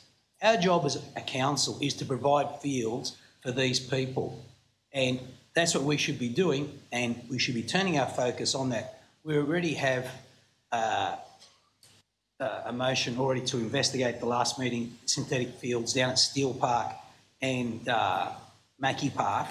We'll wait for the report to come back on that. I don't think you can start pointing your finger at making it more prohibitive and costing more to clubs, because then you rule out the poorer clubs. An interesting thing on Arlington Oval is before, the hours haven't really changed. The hours have been maintained, and that was done when the actual ground went synthetic. The hours have always been maintained.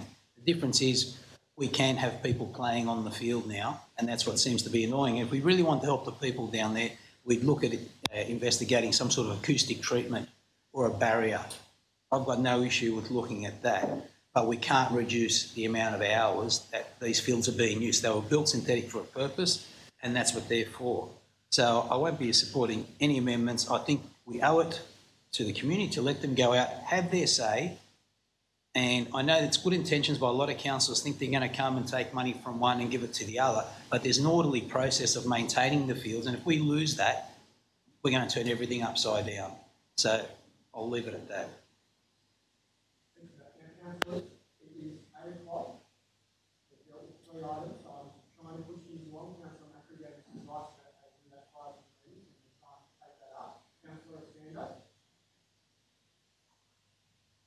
Very quickly, I would like to advise the councillors to talk to the clubs and to the community and find out what the problems are. From that point, I would like really to congratulate the staff for such a very important, if you like to name it, strategy, because that's the way, the best way. For the last 25 years, I am involved as a coach and player and representative for club and council. Let me tell you this, we are really in very difficult situation in the inner west because lack of grounds, not enough variety for sport. Despite all that, we have very good report in front of us, ready to go to the community and get back what the best options are. Then we deal with that. Thank you.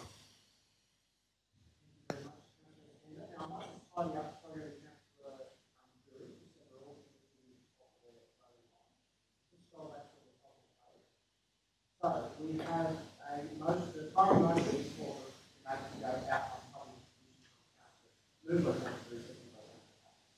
Then an amendment from Councillor Pappas that all residents in the Rescission Fund be notified by way of letterbox of. And if you have the opportunity to let Councillor know. I'm going to do all that out of order. If you can't identify funding source for it. Well, okay, I can identify plenty of funding source. First one is the money is Newtown. Start off with that. I'm not referring to making an additional speech. No, would you like to amend it, or would you like to okay. Could we talk to the clubs, their players? Could we make the leaflet and ask the clubs to make it their players in the teams that leaflet what we do that? This way it brings the people on board together. I'm going to ask you whether you would like to amend the amendment. No, amend it, let's find a way of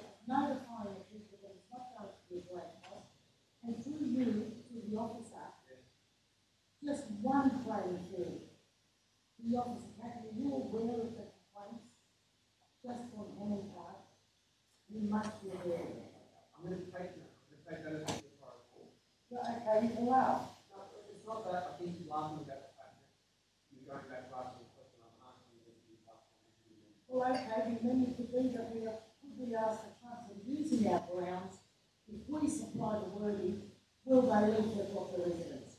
Well, you could be asking the administrator about that. My suggestion would be a notice in each round about the fact that the policy is on exhibition and a court of contact the council can request a copy of this in applicant. If they will cost you that. People don't want to go, can they go into the grounds? The clubs are not going to set their players out and let them off the bar.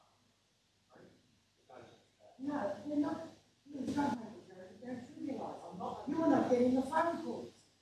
So my point is, there are big problems. Should we liaise with the undertaker about for an amendment? If not, that would be ruled out. Well, okay, whatever way residents are notified, lodge their concerns. Then we've got the amendments from Councillor de Cruz. Whatever way, even with a loudspeaker. I'll ask you to liaise with the administrator and get any Councillor de Cruz, if you could just scroll down so we can see all of Councillor de Cruz. We're supposed to be open and transparent. Same rule to everybody else. No funding allocation.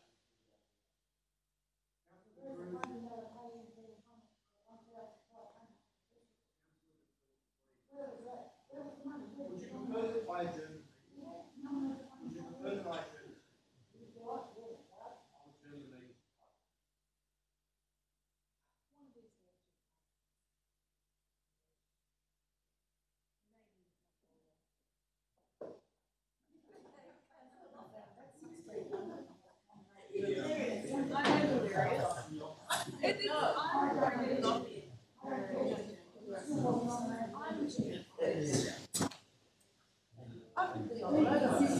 Any questions about, sorry, I forgot to mention actually about the cover.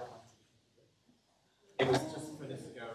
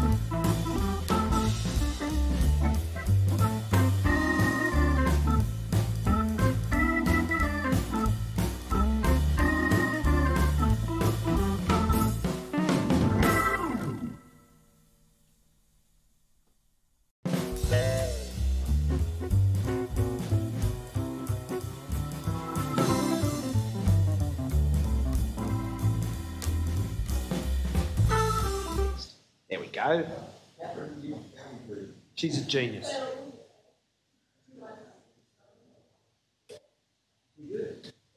thought you were going to say, well, no, it's a team effort. Nice ladies.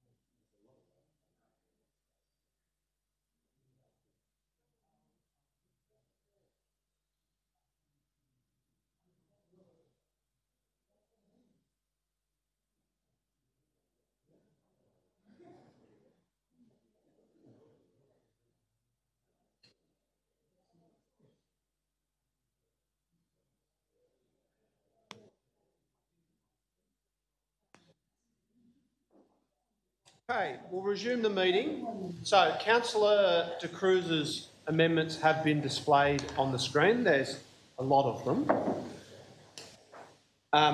If we could scroll a bit further down, then we've got the amendment from Councillor Kiat that public exhibition of the draft policy include for consideration the following alternate proposal for capital contributions, which is an additional fee. Matter arising from Councillor Stamoulis that Council commence investigations about the possible use of non-council sports fields and facilities such as schools. A report to come back early in 2019. Okay, that could be dealt with as a matter arising. So we'll now deal with each. We haven't voted on it yet. Okay, I'll withdraw my amendment. Yeah. And I will let the residents know that council does not want to notify. So could you please withdraw my amendment? Councillor Passis's amendment is withdrawn. Is there a seconder for the De Cruz? You are. Come on, we've just had an adjournment. We've got an amendment from Councillor De Cruz. Is there a seconder for that? Seconded by Councillor Steer. Series of amendments. And then we've got the amendment from Councillor Catt. Is there a seconder for that? Seconded by Councillor Hesse. Councillor Drury, your right of reply.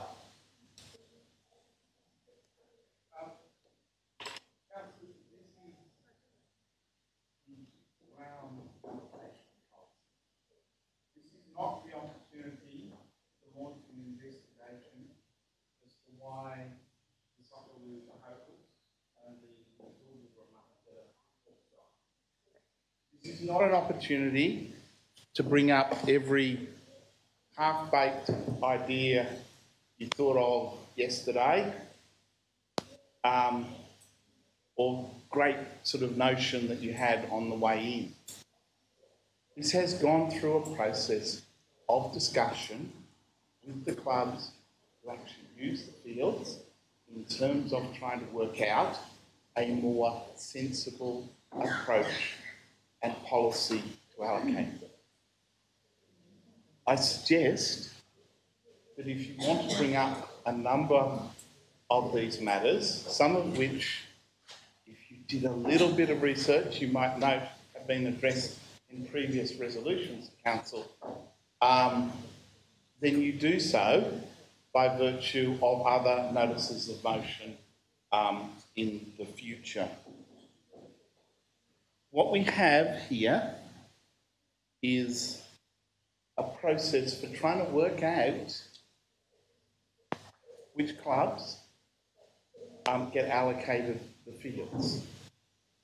That's really simply, and that's hard enough as it is, without putting in every bright idea you got. Actually resolving that is a very difficult thing for council. Some councillors may not realise how difficult that is. But if we could get a process with the clubs that use our fields to do that is agreed, then that would step us forward. Adding a carpet bag of other brilliant ideas, I think will muddy the water. If you've got a carpet bag of great ideas, bring them forward as a notice of motion and we can debate them, as we have debated other motions in relation to sport and recreation. I would urge all councillors to think carefully about this. Do we want to put out on policy, a policy for the community which has been worked through with those clubs who use these facilities about how they're going to allocate to those clubs? Or do we add in a whole lot of other things which will confuse the issue and end in a blancmange? My suggestion is, we're not chefs, let's not make blancmange.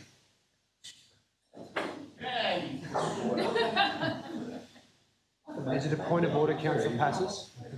Well, that was his right of reply. You've already spoken to the matter. We'll now be voting on... the primary motion is moved by Councillor Drury, seconded by yourself. You have spoken to it. No, you spoke to it, and Councillor Drury just gave his right of reply.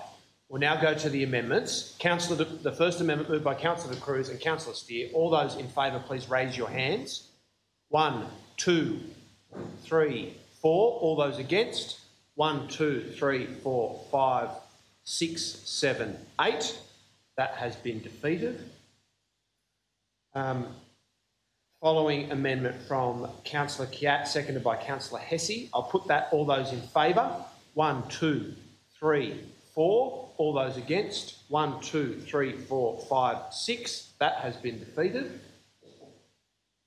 Neither of those are incorporated into the primary motion. I'll now put the primary motion moved by Councillor Drury, seconded by Councillor Passes. All those in favour?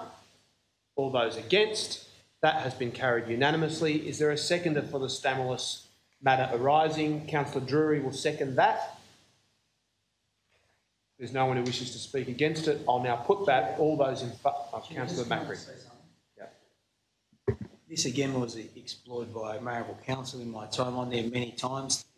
Dulwich Hill High has an actual field, but the New South Wales Education Department doesn't want people on the school sites due to vandalism, and then later on they wavered on that, and then what happened was they wanted us to completely maintain the field and take the whole works in maintaining it, and it wasn't worthwhile for council to do that. Just if it helps anyone who wants to do a report. Yes? So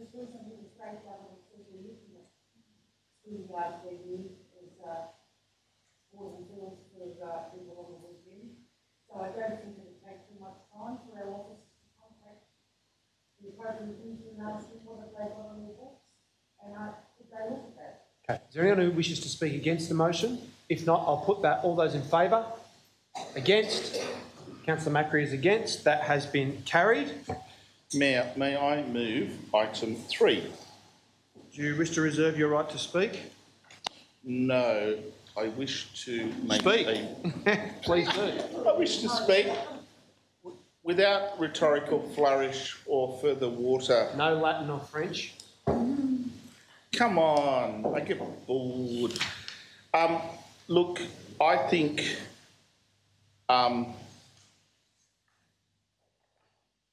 sorry, I'm a bit discombobulated.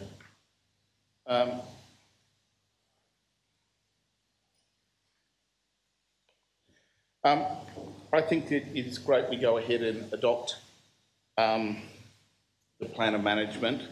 What this will do is kick off the ability to get that CAF, which I think is the prime an important driver. We've been very keen to get that CAF going for a very long time. It's taken a few hurdles to get there, but that would be great. I'm also very keen that we do have a look at the restoration of the bandstand. I think the bandstand could be a great thing to be used by the community. I know there is, in fact, a really great band in the inner west now. We didn't have such a great band in the old Ashfield Council area, but there is a great band that I reckon could make that bandstand come alive. So, and that'd be a nice thing to do. That'd be a nice thing to do. I do have a belief that we should be having a Sergeant Pepper's show in the bandstand, in the reconstructed bandstand, and I think that'd be a great night out. Councillor Cassis may not agree, but be that as it may. The other thing I congratulate the officers on, and note that it's not part of the resolution, but urge the officers to continue with the line of thinking that they're on in relation to that Department of Education land. There is, in the middle of it, a school, and there's a very nice little field next to the school. And I think that if we could have a discussion with the Department of Education, and I note the comments of Councillor Passis in relation to the Minister's comments about fields. This is a great field. This may be a great field for us to be able to have used by the local community into the future. So I'd urge officers to continue along those lines. Thank you. Yes, I'll be supporting this. It's a good report. However, if I could have some clarification on 3, Council undertake independent cost analysis of the proposed park improvements, notably a future restoration of the historic Yeo Park bandstand. Last term on council, we had a mayor that got a lot of publicity standing at the rotunda saying that he's fighting to get this restored. Nothing happened, as the term before and as the term before. I'm pretty sure, I would like to say as a matter of urgency, could we find the costs of, and because I'm pretty sure money was put aside for that, for the restoration of the bandstand rotunda. I grew up with that. I thought it was Sydney Harbour when I was little. When I went down there, it was that daunting and all that water. And I always was never game enough to get in the water and go under to the rotunda. It's not deep. I've also raised the issue, children drown in a bucket of water, and I don't know if council has kept it up. I haven't been down there for a while. If not, we need to really put some wire screen, pretty tough wire screen in that water there, in case a child does fall in.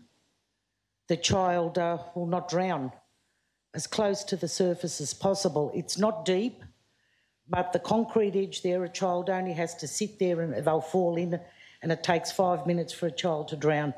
I don't know if that's been kept up, but I hope council looks at it. Also, I know that when I was on council, when I was first elected, I brought to council a request from I think at least half a dozen couples that wanted to get married down there and use that as the backdrop. And our rangers went down and pulled out the walkway so they could go up there and have their photos taken. It's a lovely area. So I really hope that we're not talking 10-year capital works plan. I hope that we can restore this even quicker. And now that if we're going to have a cafe there, it's a lovely part of Ashfield. And it's a lovely park. It's not dangerous for families. And I think I read somewhere about maybe planting bushes along the Canterbury roadside. I don't know how long that'll take, but for safety and less pollution from the cars for the park users, if we could look at that, instead of spending money planting all the trees on the streets, maybe we can plant a hedge along there. But I really would like council to really look at this rotunda. I can't believe it. Because it is an asset and it is one of the nicest parts of Ashfield. Oh, can I also mention what Councillor Stamoulis raised earlier about using schools? Well, number 4 here says that we're already doing it. Councillor, is there anyone who wishes to speak against the resolution? If not, I'll go to Councillor Drew reporting not necessary right of reply.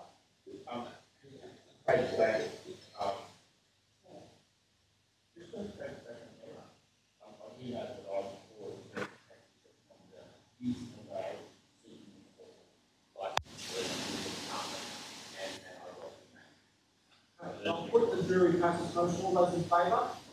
Against? Declare that carried unanimously. Camperdown Memorial Rest Park, Councillor Lockie. Yeah, and I'd like to move the officers' recommendation with a few amendments that I've sent through to the officers, which are primarily designed to increase the scope of the proposed consultation a little bit, to incorporate feedback on the lighting improvements that we're proposing on trialling, as well as community support for increasing council's presence in the park, for example, with increased evening ranger patrols. I've also proposed an amendment at Councillor Drury's suggestion, and I thank him for this, that we expand our engagement to actively include young people who are currently using the park, because obviously there's a lot of publicity around the antisocial behaviour that is often blamed on younger people, but there's also a lot of people in and around the local area who rely on that park for just everyday social purposes, as we all did when we were younger. So I would like to see not just the local youth outreach organisations that I've mentioned they're engaged, but also we have some excellent council staff who run some great youth programs who I'm sure would contribute a lot there. And also to put some time frames back around when these the public consultation will be reported back to us, which I know will be pretty tight to get a report back before the end of the year. But I am very conscious that with many of these issues, it has been, as the report notes, up to 2 years now that residents around this park have been reporting concerns and complaints to us and have been putting up with some behaviour that isn't ideal. So I think a lot of people are looking to council to come up with some recommendations for some action on this sooner rather than later. I wouldn't like to see us get to the end of summer without doing that. And one thing I should note as well is that this being Newtown, obviously there is people on both sides of the fence, so I commend the officers for recommending that a lot of this will go to consultation. I have to say within the last months, and I'm sure Councillor Steer and Councillor York, if she was here, would say the same thing, that often for every person we get who is looking for firmer alcohol restrictions, who wants to see the removal of picnic shelters in places like the Fleming Street playground, we'll get other people who say, no, the way to deal with this is to relax those restrictions. No, we really don't want to lose those picnic shelters, that equipment that is so heavily used. So it really is going to be important to bring the community with us as we go for this, and I'll reserve any other comments in my right of reply. Yes, I do. I thank the officers for bringing this report to the council. It's a thorough report, and I think it has many sensible. The report has many sensible suggestions, and I think very effective and workable suggestions. I do have some amendments to this, which I have already given the officers in relation to facilitating the construction of the toilet, for which funds have already been allocated. I note that the second point in item 1 seeks a survey on community support for the introduction and location of public toilets within Camperdown Memorial Rest Park. This has been an issue for a very long time, and so my amendments are are designed to facilitate the sooner rather than later construction in 2018-19 as best we can, and also to get a report on the existing after-dark operations of the City of Sydney to improve safety and deter antisocial behaviour, with consideration of whether those should be extended to the park. And that's because City of Sydney is our neighbouring council, and if they have found things that are effective, they may well be worthwhile adopting. That's a longer-term plan. But generally, I commend the council. I would also like to say that making these amendments is not delaying things or trying to upset the apple cart or make a blancmange. We on this support the consensus decision-making process. We work collaboratively, and we believe that by doing so, we create a stronger, more effective decision with greater support by everyone on council when this is made. And that is why we make these decisions and discuss these matters. And that's why I'm putting these points up that are going up now. Thank you. Thank you. Councillor Iskander. I know about this park. I know about the youth problems around the park. We tried to work as Marrickville Council to find solutions there. We did some good approaches there, and this report is very good. The consultation going to everyone. I welcome Councillor Lockie input to it, but let me raise these few points. Not to criticize, but to add some facts that every park in Marrickville or Ballotchill or wherever used to have such problems. Youth problems everywhere. It is a wave of young people come and disappear. It is related to alcohol, to drugs, to gangs, to innocent people coming from outside the area. Please listen to this. This is a fact. They come from outside the area to spend good time. Then, when it is after 12 o'clock or 1 o'clock, they have nowhere to go. They come to this park in very peaceful manner to continue drinking or to have a nap there. I don't want these people to be hurt, because if you do, you're going to turn them into violent young people. Please, let's work with them. Let's involve our community. Young people should be always treated nicely and fairly. And I really like to say I'm very happy that this report came to us. Thank you. Okay, is there anyone who wishes to speak against the motion? If not, I'll go to Councillor Lockie for a right of reply. Just a quick question in relation to, I've got no issue with the City of Sydney element of the amends from Councillor Steer. Just a quick question in regards to the toilet. Do we actually know? Look, it seems like one of those things, no-brainers, that there should be well-established community support. But are we actually confident that that's the case with this location? I'll put that question to the group manager.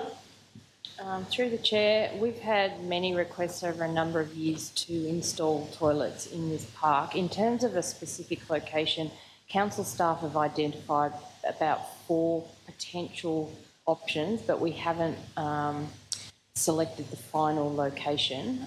So the intention really was to consult with the community on what the final location should be. Okay, in that case, I'm happy to accept those amends, and I'm sure Newtown being Newtown, if people don't want the bogs, they will tell us.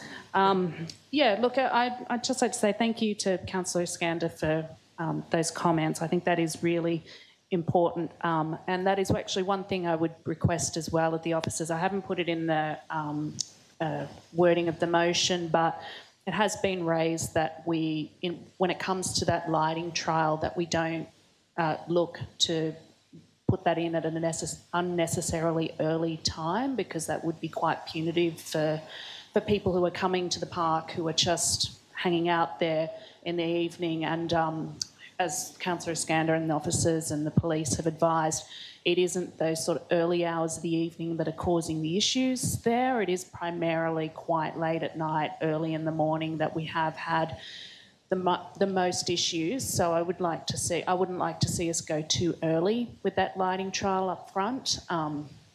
Obviously bearing in mind that we can evolve that if that's required. And the other thing I would just like to add as well is to thank the officers for the time they've taken in helping me through these amends and understanding the actions and so forth. It has been a very contentious and a very fractious and emotional issue in the community, so I wanted to be sure I got it right, and I burned poor old Kathy's ear off on the phones over the last few days, so thank you for taking the time. Okay, thank you very much for that.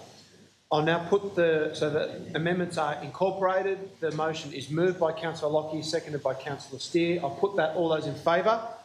Against? Declare that carried unanimously. We've dealt with item 5. Item 6, mandatory report. Now, councillors, we're getting into some real process things here. I'm going to try and whip through them as quickly as I can. Get the cattle prod out that Councillor Councillor Macri suggested. Item 6, mandatory reporting of fire safety reports. Moved by Councillor Macri, seconded by Councillor Drury. Anyone who wishes to object to the recommendation? I just wanted to... Yes, Councillor Porteous.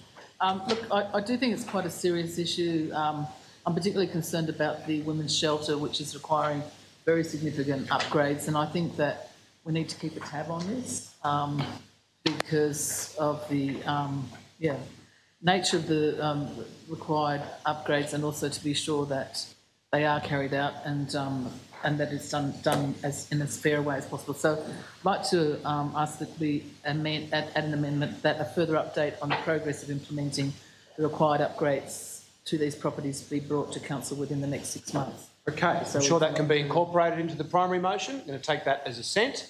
That is incorporated. Anyone else wish to speak against the motion? Councillor, you're in favour of it? I'll put that. All those in favour? I want to speak. Oh, sorry. Councillor Passos. Look, I raised something with the officer here, but this is also for information for all the officers here tonight.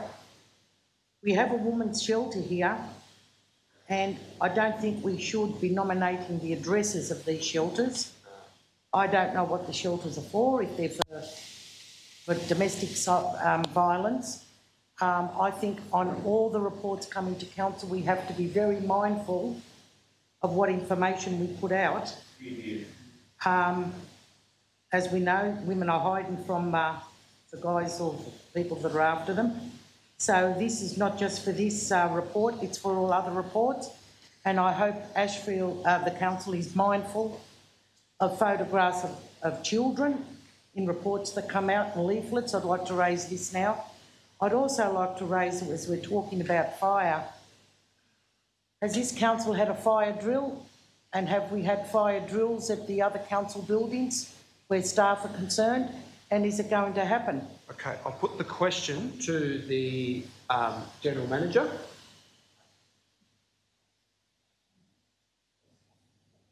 No, we have not had a fire drill. Is it on the cards? I've been out of the building when it was evacuated. Oh, we've had one, have we? Yeah, sorry, we have had one. I wasn't there. But we haven't had one at Ashfield. Have we? Oh, good. Here we are. There were some problems. There were some problems here at the last term in Ashfield, and there were supposed to be a few things addressed. I don't know if they have been. This is why I'm asking this question.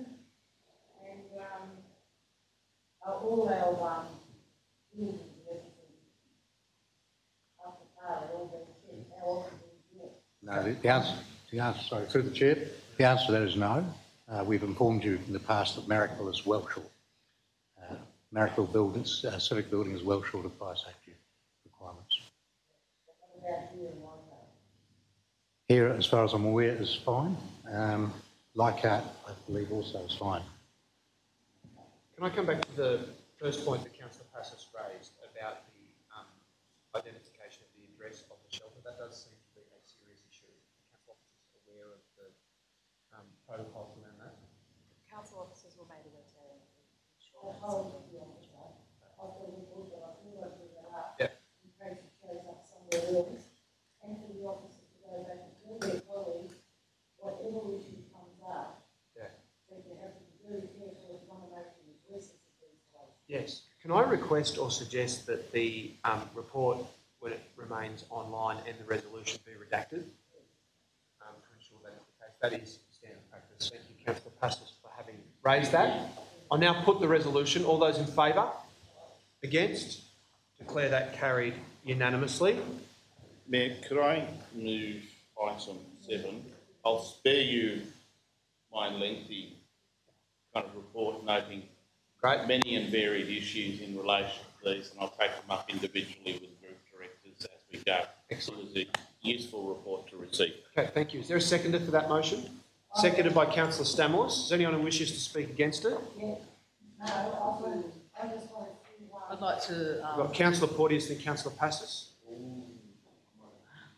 I'd like to move a matter arising from item 7. And the matter arising is in relation to the Dawn Fraser pool, which is part of the Recreation and Aquatics. I've sent the wording now to the minute taker. So I would like to move the following, that Council, in regards to the restoration works for Dawn Fraser Baths, notes that urgent works are estimated to cost 6.7 million and there is a current shortfall of 2.2 million in funding for these works. Council's current position, which is the Byrne jury motion, is to consider options for funding the remainder 2.2 million shortfall once the outcome of the current grant applications for the project are known, noting that there must be no delay in implementing the aforementioned essential works. Note as well that there is a 4.2 million Greater Sydney Sports Facility grant which has been applied for, and that Council has already seen fit to reduce investment funds by approximately 30 million in this financial year to deliver a significant capital works program. I'm therefore moving that Council allocate a further 2.2 million funds from the investment funds budget in this financial year to the Dawn Fraser Pool restoration works to provide assurance to the community that these works will proceed and that these investment funds be used in the event that Council is not successful in its application for the Greater Sydney Sports Facility grant. So I'm moving this way because I think it's important that there is clear assurance from Council to all members of the community and that it is a united voice coming from Council that this Council intends to fully fund those restoration works at Dawn Fraser Pool, that there is no shortfall, that shortfall can be met from the investment funds that are available to us. They can be allocated to this project as they can be allocated to other projects as well. And we have already, in fact, allocated 30 million to other capital works projects in our own budget to date.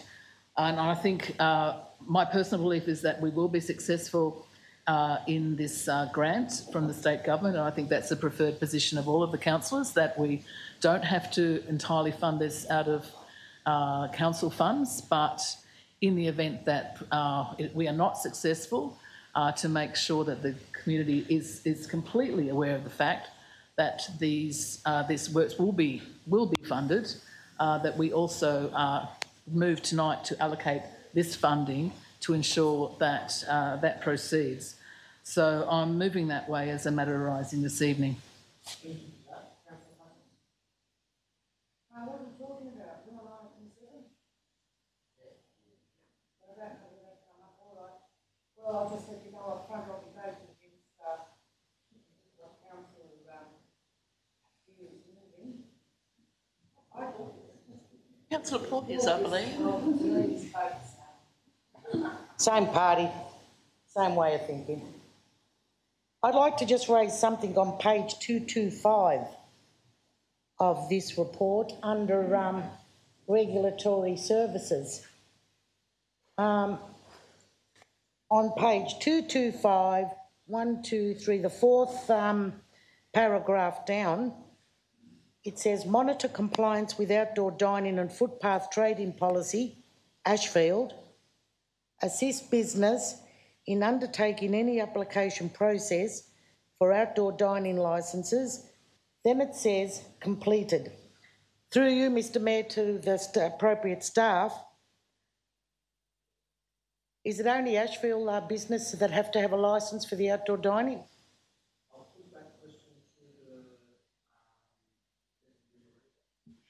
Through the chair, councillors, no, all of the three former legacy councils required some sort of licence. The reason why it's got the brackets Ashfield around it was that this was the 17-18 delivery program, and that was an action arising out of the legacies out of Ashfield. So that was why that was carried through in that nature. The 18-19 plan, I believe, doesn't have a similar provision. Well, I was led to believe that we were going to marry the three policies together. So when is that happening? So why is this here? Because it looks like it's left Ashfield out on its own. They have to pay for an outdoor dining DA, and the policy is that they have to be on the edge of the curb where the other council areas do not. So I don't think it's completed. The outdoor dining policy is not completed. So where are we at with that? Either we're uniform or we're not. Yes. Yep. Through the chair, the action, the activity in the plan is monitoring compliance with outdoor dining and footpath trading policy. It's certainly not the development or harmonisation of the three councils' footpath dining policies. Well, when's that going to happen? That's a good question, and it's certainly on our radar. No. We'd have to take that on notice, councillor. Look, thank you. I don't think it's fair. I think it's very discriminatory that the Ashfield business people are still being discriminated against. And I do believe when this was raised before, this really is a matter of urgency. You have to be fair.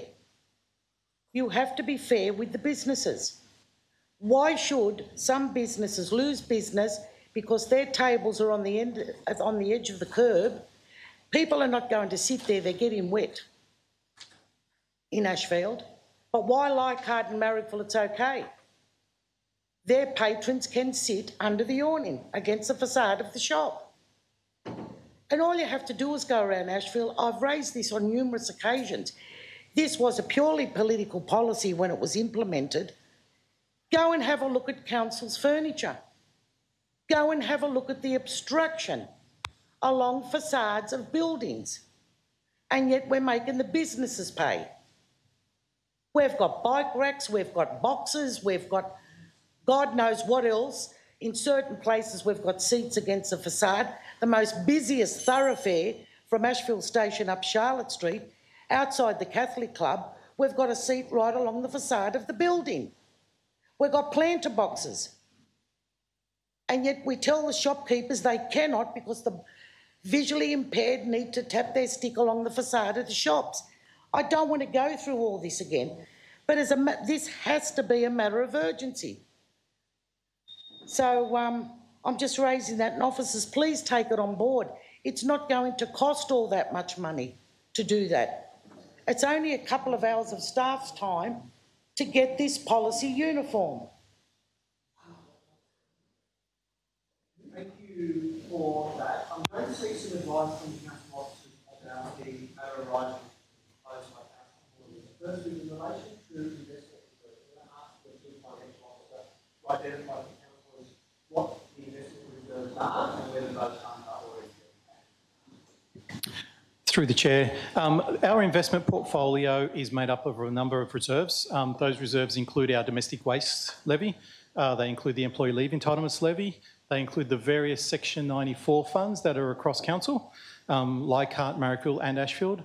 Those reserves also include the special rate variation monies that we get in Ashfield that go against the pool and other renewal works. During our long-term financial plan program, we've allocated all those monies across the whole 10 years. And by the end of 10 years, we end up with about a very small surplus in funds. We don't have just to clarify, we don't have $200 million that we can move around onto projects. If we did that, we would... 2.2, yes. We don't have $2.2 million that we can move without reducing either operating expenditure or another capital works program. Thank you very much for that. Can I ask a question as well, through the chair? Well, I'll just speak briefly. Yep. I will also seek advice from the manager of administration about whether a matter of arising allocating extensive funding to the project is a matter arising that is relevant to the report. Through the chair, the matters arising need to relate to the agenda item that's in, we're being discussed. This current agenda item is about the biannual progress review, and my interpretation of it is this matter arising needs to come as a separate motion. The recommendation is just receive a note that has nothing to do with the Dawn Fraser baths. Thank you for that. I might just speak very briefly and then I'll make a determination about procedure.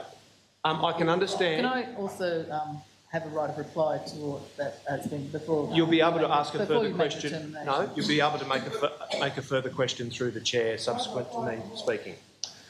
I can understand why in the lead up to Saturday's rally at Dawn Fraser Pool, which I expect to be very large, why Councillor Porteous is anxious to try to resolve this matter politically. And if my view has been all the way along, whilst not all councillors have agreed to the saving measures that I've identified, there is consensus that we shouldn't be cutting funds from other wards in order to pay for Dawn Fraser Pool. And if someone, I've put forward $4.4 million in funding, if someone else has got a saving that they want to identify, which can go towards Dawn Fraser Pool, I'm completely open to consideration. I think that needs to be negotiated out because we have to save the pool.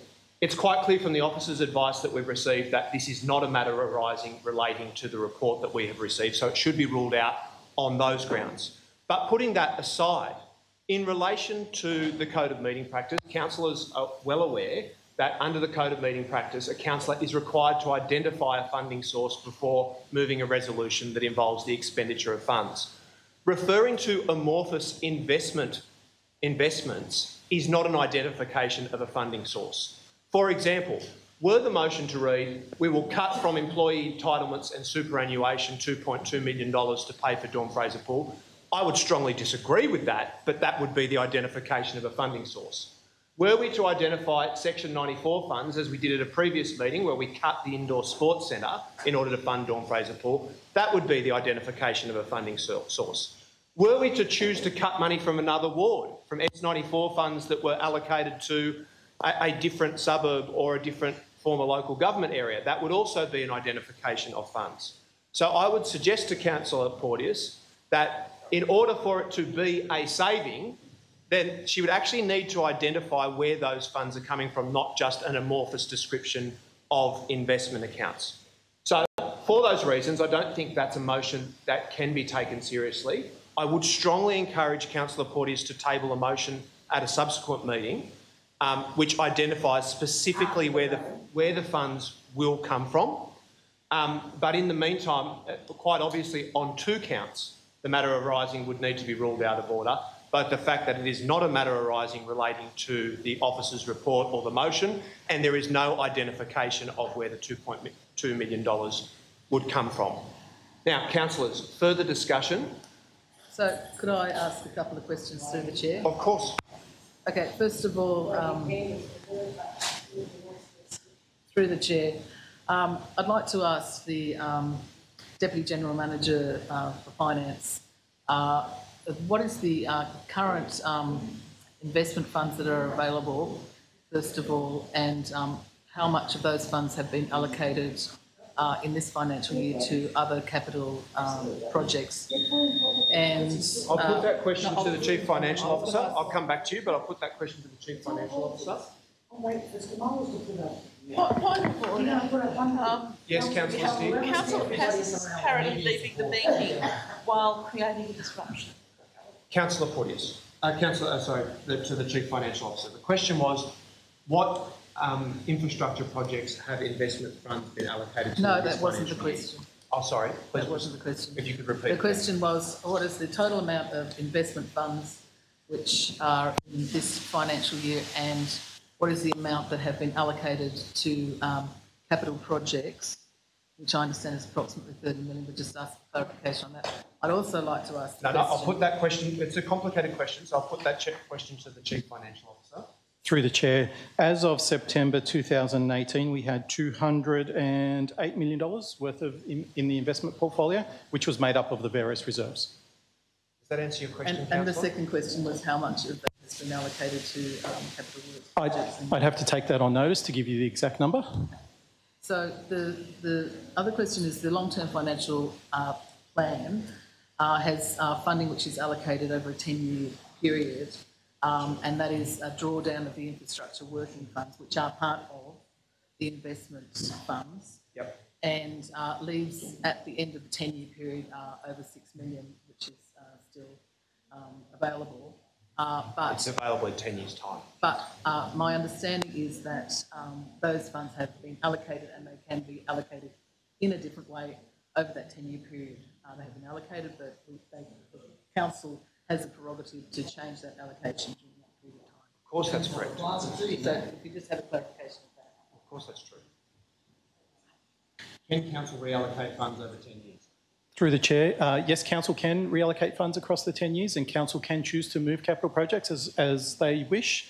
The caveat would be we would need to maintain our 1.5 unrestricted cash ratio, unrestricted current ratio, and that's where we've set the long-term financial plan sitting at pretty much basically 1.5. So once we spend that $6 million, we fall below that ratio. Therefore, just as a final question to the Deputy General Manager, and then I'd like to ask a question to the Manager of Civic and Executive Support.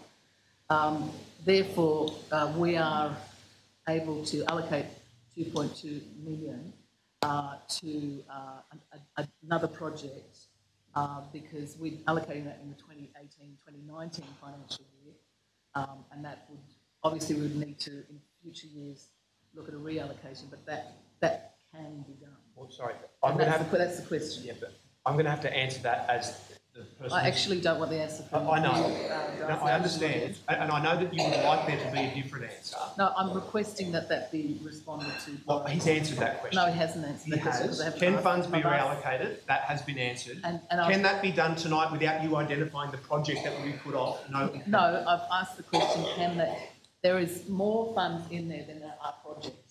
So my question is, can that 2.2 He's answered that question. No, he hasn't. I know you don't like the answer, but well, he hasn't answered the question. I know you don't want him to answer the question, because if he does answer the question, it's not going to be the answer that you want. Well, because the reality is he can do it. I'll ask. But you're almost instructing him not to no, say I'm not. I'm trying to prevent you badgering the officers because they won't give you the answer to your political problem. If you let him answer the question, there won't be an issue, will there? I'll let him proceed. Through the Chair, my understanding is if we use any of that surplus funds, the $2.2 million to allocate, we will fall below the 1.5 unrestricted current ratio from a particular year. Not from this year. But our long-term fund... Not from this year. Okay, I'm going to call the meeting to order. Councillor, you're now badgering one of the officers. No, well, I've already asked these questions previously about and you're not getting the answer that you would like, despite the fact that it's been given to you on multiple occasions at multiple ordinary council meetings. And it's been clearly identified. I'm going to ask you to desist. Would you like to direct your subsequent question to the other officer? And then I'm going to go to other councillors who might wish to speak to the matter. Okay. With something that's actually related to the report. To the Manager for Civic and Executive Support is, in terms of the operating this particular item 7, if we look at on ours it's page 222, we look halfway down. We've got clearly there the key initiative is undertake essential maintenance works at the Leichhardt Aquatic Centre, outdoor filtration systems and the Dawn Fraser baths. And that's responding to the structural and hydraulic issues that have been impacted on design. Please put your question. And currently through et cetera, So it's basically identifying exactly this issue. Please put your question. And to rule that is not a matter arising. Councillor, please put your question. This is that matter. This is why this Councillor, is please put your question or I'll have to adjourn the meeting. To that. So I'd like you to say why this is not that matter. Okay, thank you for that. I'll put that question to the officer. Through the Chair, I'll reiterate my previous advice, is that matters arising should relate to actually the agenda item on the report we're talking about. The report is talking about the operational performance of the council and a receive and note report. In the interest of getting on with the business, I'm the one who determines whether we'll make a ruling on whether something is in order or not.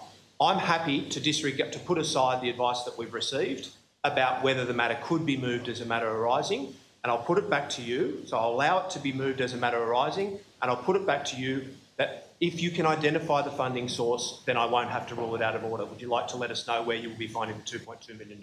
Yes, the $2.2 million is identified in the infrastructure working funds, which are part of the investment funds in the 2018-2019 budget. I'm sorry, I'm going to have to rule that out of order because it's quite clear you have not identified a funding source. Well, can we ask is there anyone else who we have?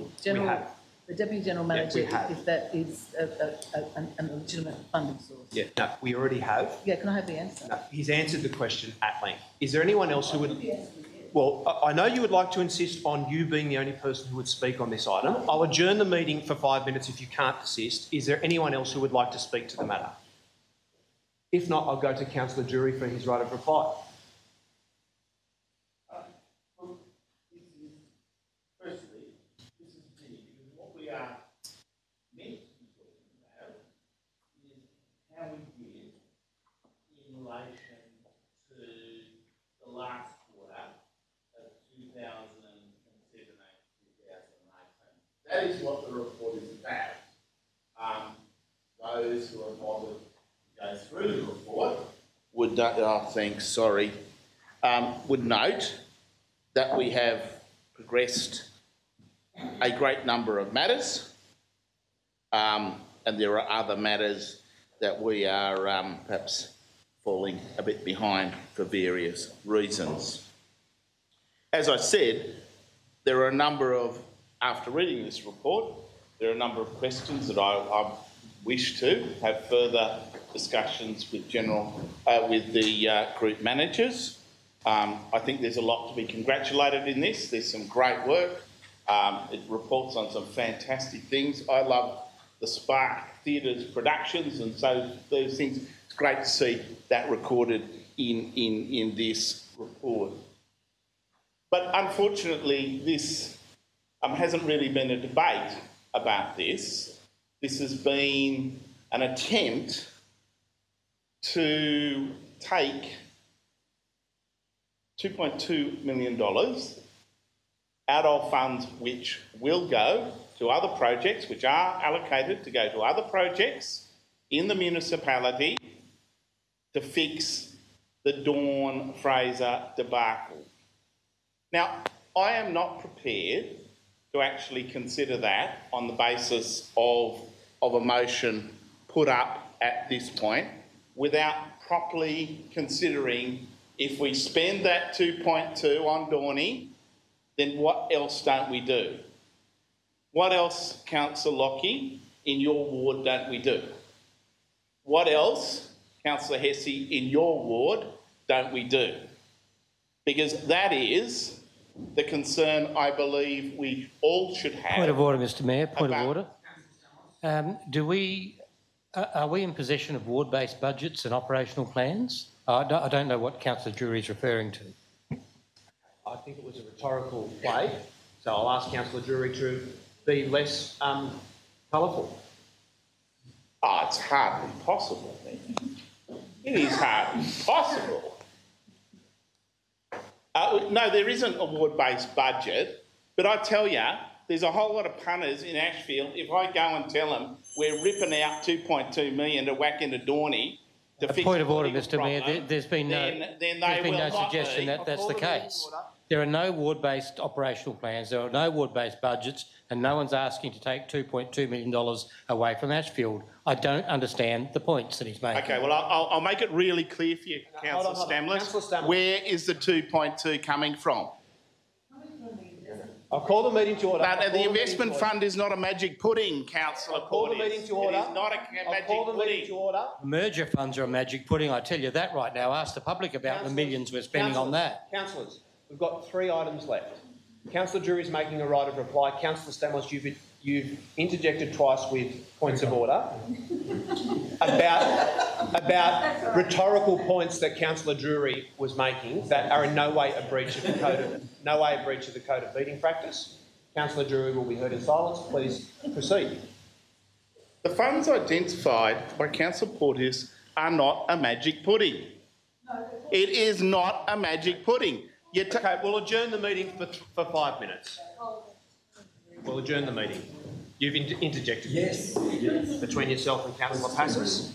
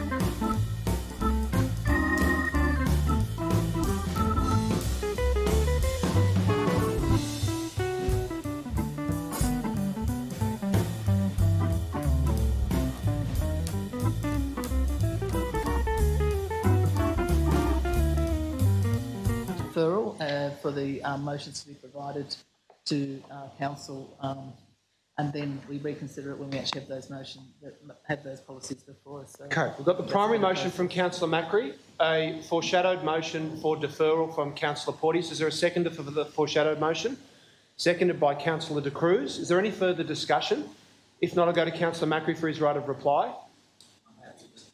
Okay, I'll put the primary motion, moved by Councillor Macri, seconded by Councillor Iskander, to adopt the recommendation. All those in favour? 1, 2, 3, 4, 5. All those against? 1, 2, 3, 4, 5, 6. That has been defeated. I'll put the motion for deferral. All those in favour? 1, 2, 3, 4, 5, 6. All those against? 1, 2, 3, 4, 5. That has been carried. Next item. Annual designated persons disclosure. Is there anyone who wishes to move it? Moved by Councillor Macri, seconded by Councillor Hesse. Anyone who wishes to speak against it? If not, I'll put that. All those in favour? All those against? Declare that carried. Next item, notice of motion. Item 10, future of White Bay cruise ship terminal bus. Is there anyone who wishes to speak against the motion? Is there a seconder for the motion? I'm happy to second it. Moved by Councillor Stamler, seconded by myself. I'll put that. All those in favour? Against? Declare that carried unanimously. Item 11, notice of motion, late motions to Local Government New South Wales Conference. I have asked the officers to seek advice from Local Government New South Wales about the submission of late motions, and I will ask Mr Naylor to relay that advice for councillors.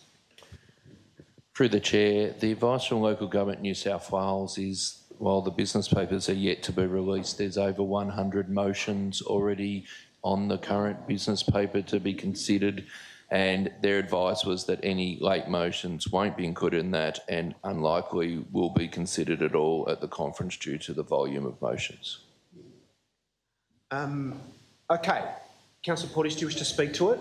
Yeah, I still think, look, having been to a few of those conferences, very different things can happen on the day. There's quite often motions go through very quickly, and I think that if there are motions that count, it's actually an unfortunate process. I think that we haven't really had the opportunity to put our motions up. I know with Leichhardt, there was more of a sort of a designated time when we put motions forward, but that seems to have slipped in some way. So that's why I was proposing that we put them up as late motions. So I think we should still give councillors the opportunity, if they have a motion that they want to put forward, to put that. Is there anyone who has a motion? Yeah, I've got a motion. You've got multiple motions? I've got one motion, and I think a couple of the other councillors have got motions as well. Have we seen any of this? Sorry, the courtesy of providing any of this before, or you thought you just bring it on? You can't. Well, I think it's in line with our position on. Mine's a pretty simple one. And No, well, sorry. I'm going to rule that we could vote to adopt this, and we could vote to endorse the late motions at a subsequent meeting. You can't move motions from the floor with no notice. That needs to be called a notice of motion for a reason. It's out of keeping with the code of meeting practice. We did last week. That's what you normally do, Darcy. But if you want to sort of suddenly invent a whole lot of new rules because it's convenient for you, go for it. Well, yeah, and I would love a lot of common courtesy as well. But I think exactly what we did last year is that we. Okay. Is there a seconder for the Porteous motion? Seconded by Councillor De Cruz. I'll put the Porteous motion for unidentified late motions to be adopted by council. No, that's not what the motion. That's not what it says. If I can speak to that motion. Well, there are no motions identified in what you've tabled. It says council. Each motion will be voted on its merits. It says council consider for endorsement as a late motion any motion that's brought to the council meeting by councillors. Correct. And they can be considered for endorsement, they can be endorsed and they can be not endorsed. They certainly can't be considered until this motion is adopted. Exactly. So I'll put this motion. So it's not endorsing any motion you haven't seen. It's saying we could consider a motion. We're in furious agreement. I'll put this motion. All those in favour? 1, 2, 3, 4, 5, 6. Councillor Lockie? 7. All those against? 1, 2, 3, 4. That has been adopted. Next item. We go into committee of the whole.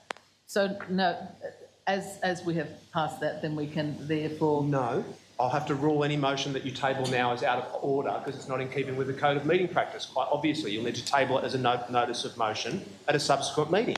Obviously. Okay, I'm going to move that we go into committee of the whole. Is there a seconder for that? Seconded by Councillor Stanwell. Point of order. I did flag that we had 2 urgent motions. And we'll deal with them once we've dealt with the matter in committee of the whole. We'll come back out of committee of the whole and we'll deal with the urgent motions.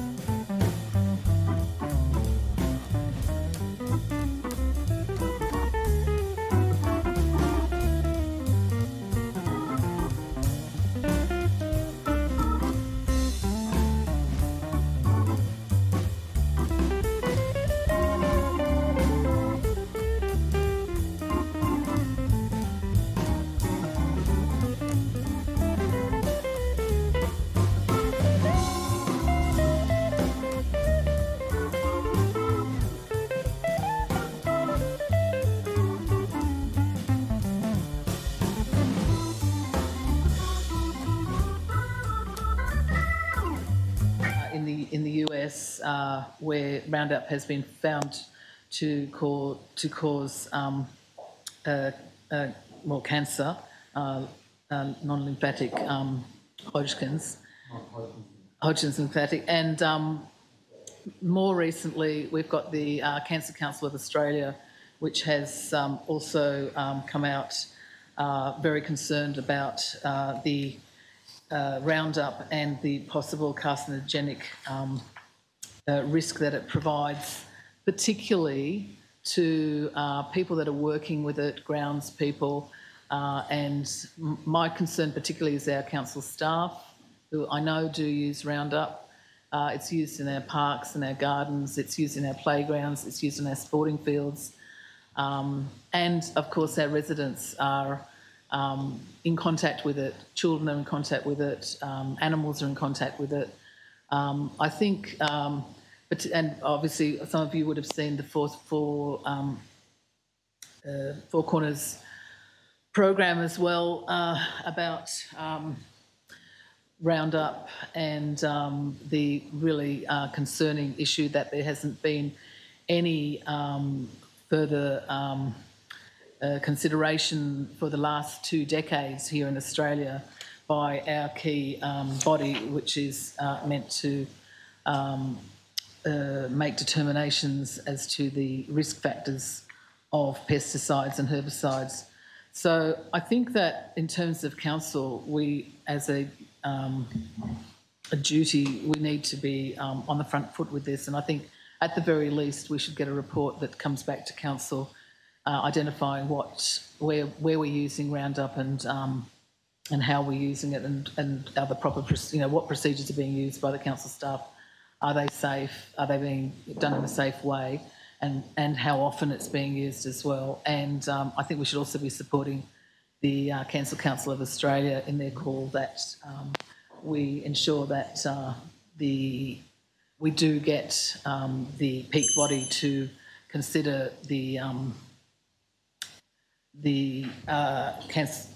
carcinogenic issue of Roundup as soon as possible. So that's why I think it's an urgent issue. There are a number of councils that are now acting on this. Local government, New South Wales, Super also has their own position, which is that they consider it is a hazardous and it should be used very cautiously. So I think considering all of those factors, this has now, I think, become an urgent item, and I think we should be prioritising it to make sure that we actually are on the front foot rather than...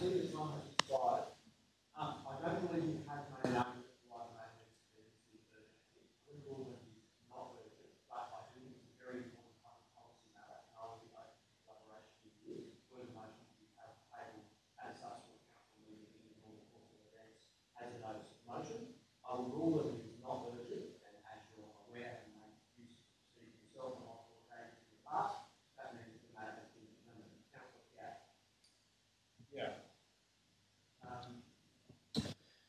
So tonight there are thousands of protesters outside the Opera House, and I think what they're upset about is that public space, which is of significant cultural and social heritage, is being sold off to the highest bidder, and in this instance used to advertise a horse racing event.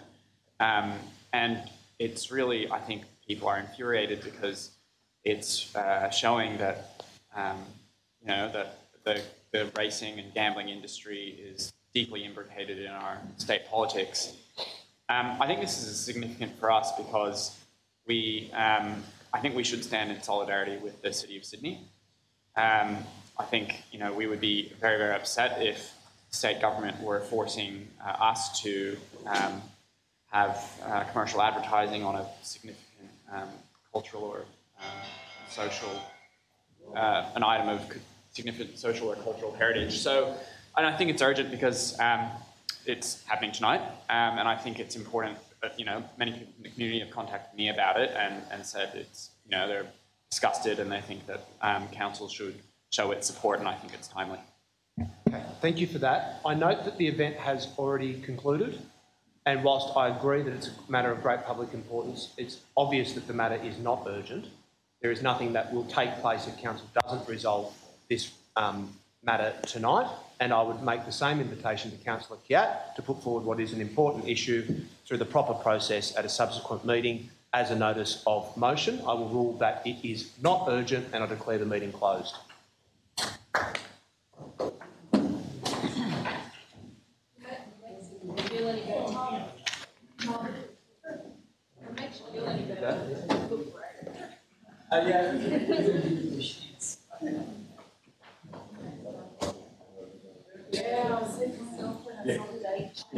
Like, you know, obviously it's a change date, but